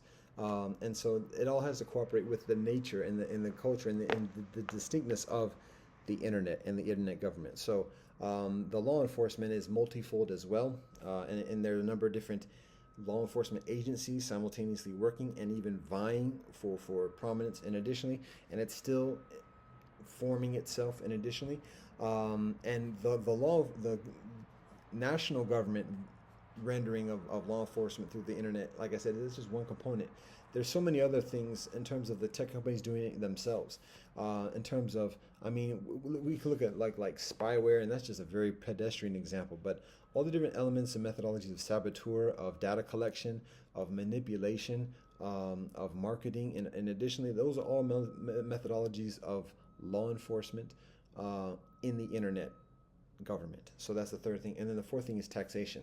So we tax through paying actual national currency. We pay through just giving it our attention, and making content and contributing. It's like our offering to the internet. This is an offering to the internet. This is my taxation, our taxation to the internet. And the services, and just because it's not an all malevolent type of thing or whatever. So this is just the actuality. So this is a taxation to the internet. We're providing this service of this soliloquy for the benefit that it provides others, and there it is. We upload our offering. So that's the taxation of the internet government. And again, the internet government, and we can reason about this, is further influential and further effective, further prominent than national government, prominent than the United States government. How does the United States get its message out there? Internet. How do people watch any football, American football, or feetball, or basketball, or world football, or anything else? Internet. Political organizing, political groups communicating with each other, and additionally, internet. the internet is a stronger and more and further formidable governing phenomena than the United States government. So it's beneficial to recognize that, because this is unfolding now. What people recognize and what people are accustomed to, what people are comfortable with, is another thing. But that's actuality. So the fourth one, say that is the fourth one. There's another type of government that I didn't mention before, but it's appropriate to acknowledge. At the moment, what we observe is that this type of government is very much intrinsically infused with national government, and that's science. So by science, we're talking about all of science: medical science, pharmaceutical science, physical science, engineering, mathematics, all of science. It's an authoritarian construct. It's distinct from national government. It's autonomous as a decision-making entity collectively than national government. It actually, in many ways, is further powerful than national governments collectively. So it's a distinct entity, but at the same time, it's inextricably, or it's very significantly fused with national government, meaning that it only has the capacity to do so much, and it still relies very much on precepts of national government, particularly the Gregorian calendar in terms of organizing and mathematics, law enforcement, and additionally and even just policy and interaction with human beings and the irrationalities of human beings, and without just being categorically overthrown. And people just like people would burn books a few centuries ago, and even to this day, people burning laboratories, because at some point, like, if it's just science making laws and science being like the face of authoritarianism, people rise up, find out where the laboratories are, and bomb, and instead of doing assassination or fake assassination attempts on a president, going over to laboratories and literally blowing up laboratories, and going to finding out where these science companies are based, and blowing up the buildings of the science companies. That's not hyperbole. That's the propensity. That's the implication when science, if ever science like assumes that role of a formal official authoritarianism rather than government. Instead, at the moment, for a while now, for a number of generations, science just fuses itself with government. So now government becomes a scapegoat, but science is just like spoon feeding government what to say. It's one of the elements of spoon feeding the government. So it doesn't become the immediate scapegoat of people's people's vitriol. So people aren't going out to laboratories and trying to bomb them or whatever else, too tough, because they still have this like delusion of government officials being the responsible parties. The buck does not stop with the president. So anyways, those are the four governments. Now we're talking about the young sister. Fast forward through this joint, because we're past 10 minutes at this point, so we're almost done. I see a video about a sister who's a teenager. Long story short, she gets in a car with two brethren. One of is her boyfriend, and she's accused of intentionally speeding in the early hours of the AM, like 5 a.m., and speeding and hitting a brick wall intentionally, and which consequently results in the killing of the two other brethren who are in the car. So there's a talk about her challenges in the relationship with her boyfriend, and seemingly what the scenario is accused of being is of her just being emotionally distraught, unstable, and people could utilize the terms of psychotic or whatever else, but just we hear that trope very often from even Romeo and Juliet committing suicide. There's this notion of what it's like to be in love as a teenager and experience this notion of being innocent, and then having that sexual intimacy, and then in that sexual intimacy and in that power of youth and fertility, and additionally the mind still trying to figure out how to deal with being fused with another being, and deal with all the jealousies and insecurities, and even just how to sustain ourselves in this life at that age when we still even haven't got out of our own parents' houses yet. So we're still living by our parents' rules and laws and everything, but we have to work with the other person's parent, and then there's like when there's a triangle and everything else, it's like it's too much for a young mind very often. And so a young mind looks towards drugs, looks towards promiscuity, of a way of just finding refuge from the mind fuckery that's going on in that fusion, in that cipher, in that mind meld. And so it results in very hurtful behavior, disruptive behavior, like irrational behavior otherwise. And so the sister is described as having previous intentions of threats of causing harm to herself and others, being very possessive. There's talk about her having other relationships with other brethren before that particular boyfriend, and that being a part of the distinction, and other brethren talking about her mental tendencies during that period.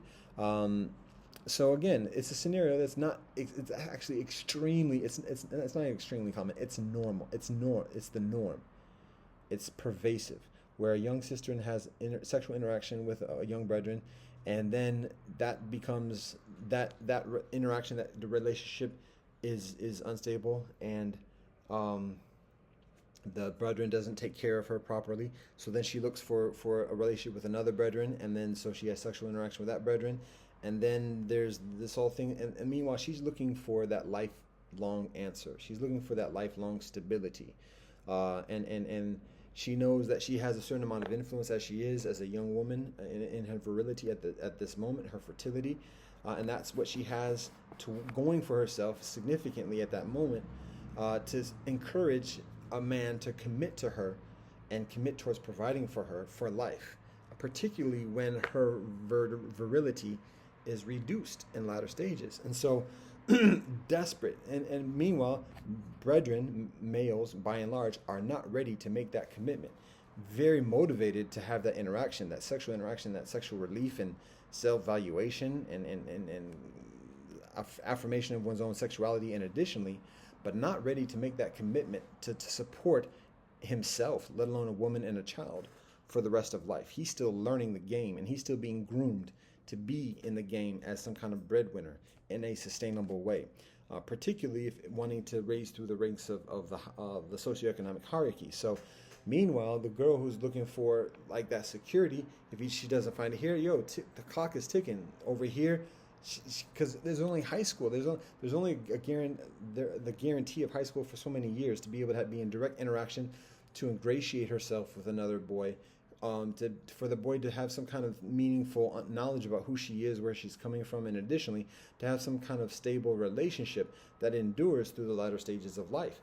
That is gleaned through regular interaction with people, so that people can have that, develop that, cultivate that familiarity and comfort. And there's only a certain window of being able to do that through high school. And then once from high school, then that person is often in another place, away from family, and additionally. And so there's less regular interaction, and there's less of that ability for a woman to very slowly not methodical, but slowly and subtly seduce a man, to draw a man and to woo her, and to have an interest, a meaningful, benevolent interest in her, to commit to her.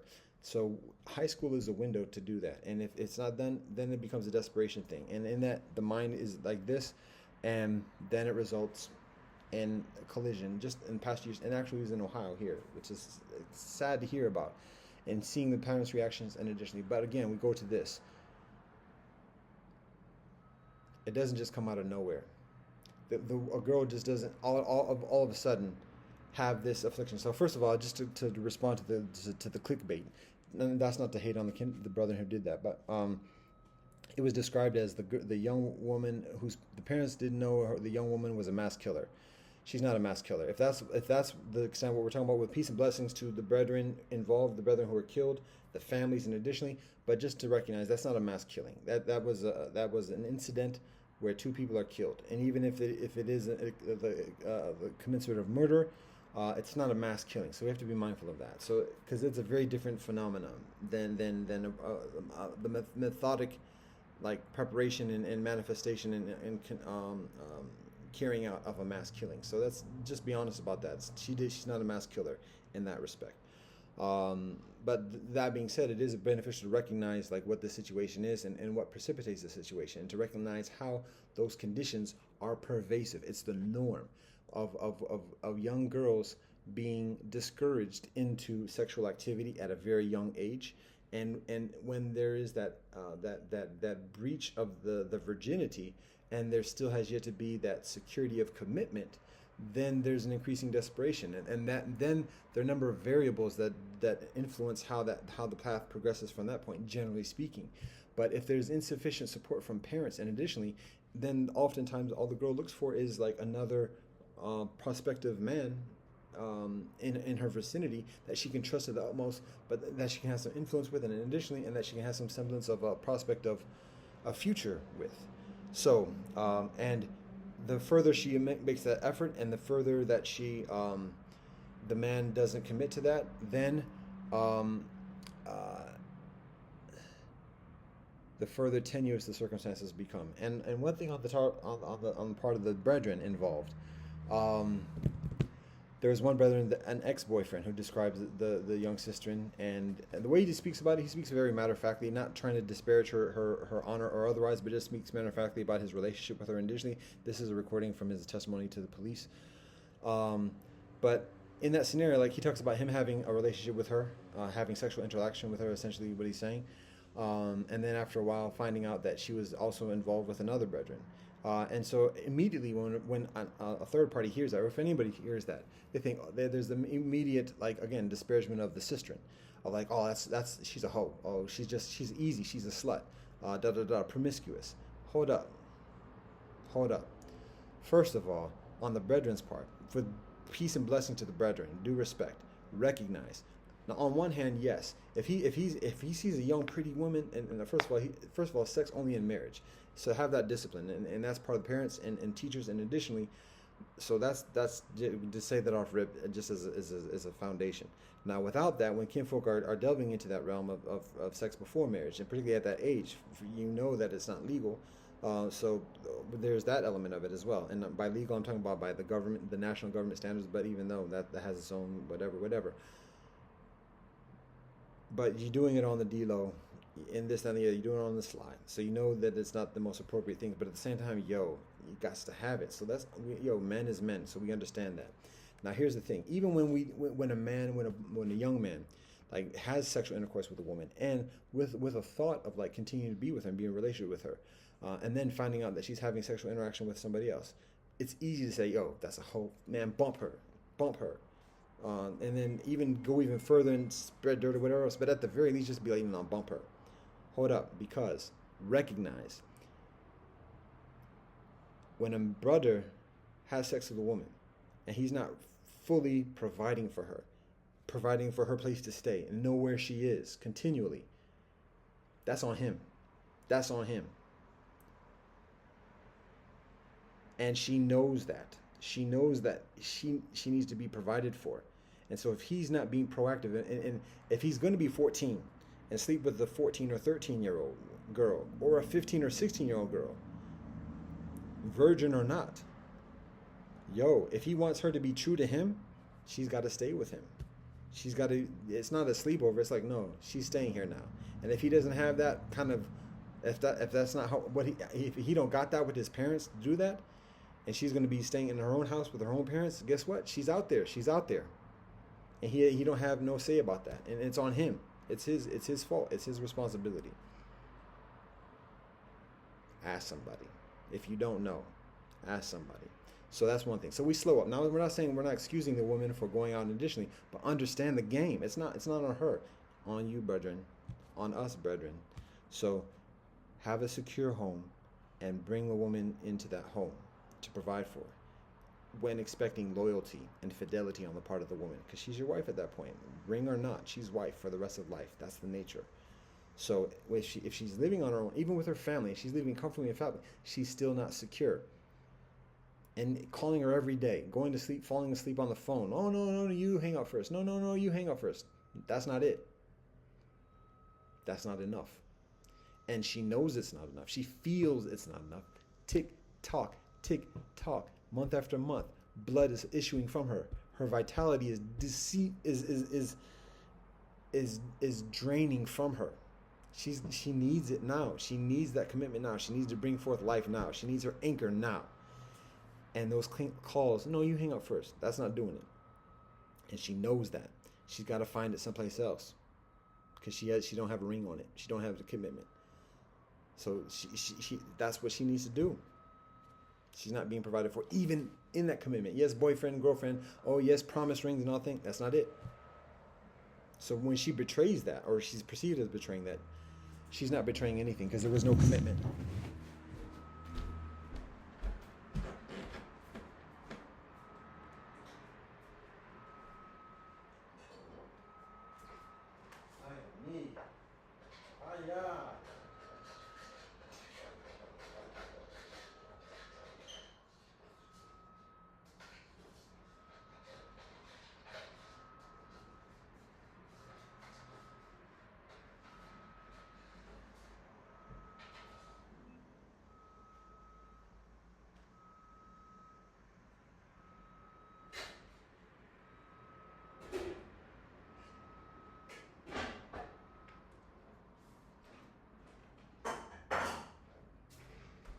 Binga.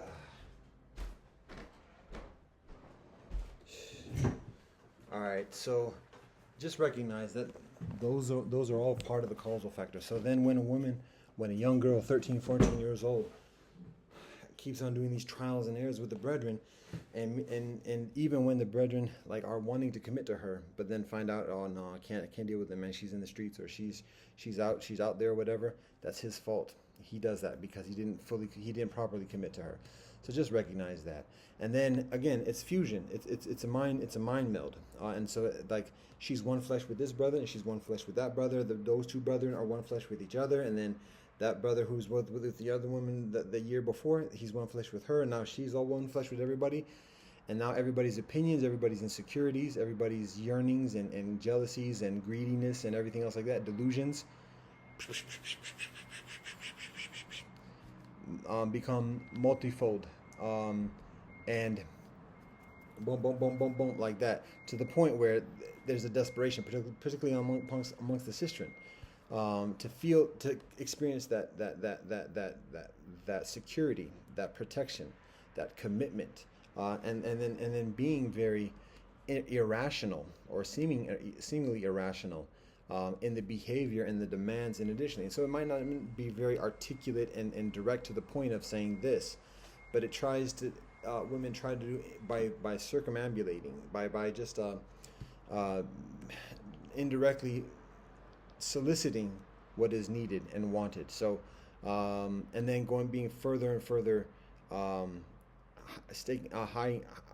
raising the stakes in terms of actualizing that or endeavoring that. So to the point of deciding to commit suicide, or deciding to avail oneself to death and killing somebody else in the process, like running a vehicle 90 miles an hour, 150 kilometers an hour into a brick wall, wearing a seatbelt. So that is the scenario, and that is one of the joints that I'm responding to, that we observed recently. So, what does that have to do with all of this? It's life, and when we talk about getting over on people, when we talk about doing grime, we talk about doing grime on foreigners and on the home team. Like I said, it's in many different ways with different motivations and different rewards, quote unquote, different trappings or spoils that come from the grime.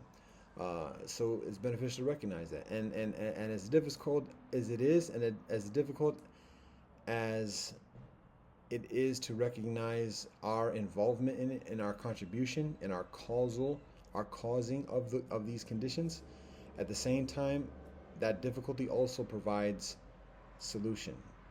It provides empowerment, self-empowerment. When we blame ourselves, we empower ourselves, because then we recognize that because we are the cause, we also have the propensity and the power to be the solution as well. So easier said than done, but when it's done, oh, easy, something like that. Anyways, that's what I've shared at the moment, and I'm gonna wrap it up because I got joint right now. So we give all thanks and praise to the Most High for the balance, for the insight, for the peace, for the refuge of finding some distance, to find some perspective, and to find some solution, and to find some discipline to practice this continually, and to share this with kinfolk appropriately. So we give all thanks and praise to the Most High. Respect and honor to all our ancestors, all our prophets, all our sages, past and present, known and unknown. Respect and honor to His Majesty Haile Selassie and Her Majesty Waizara Manin.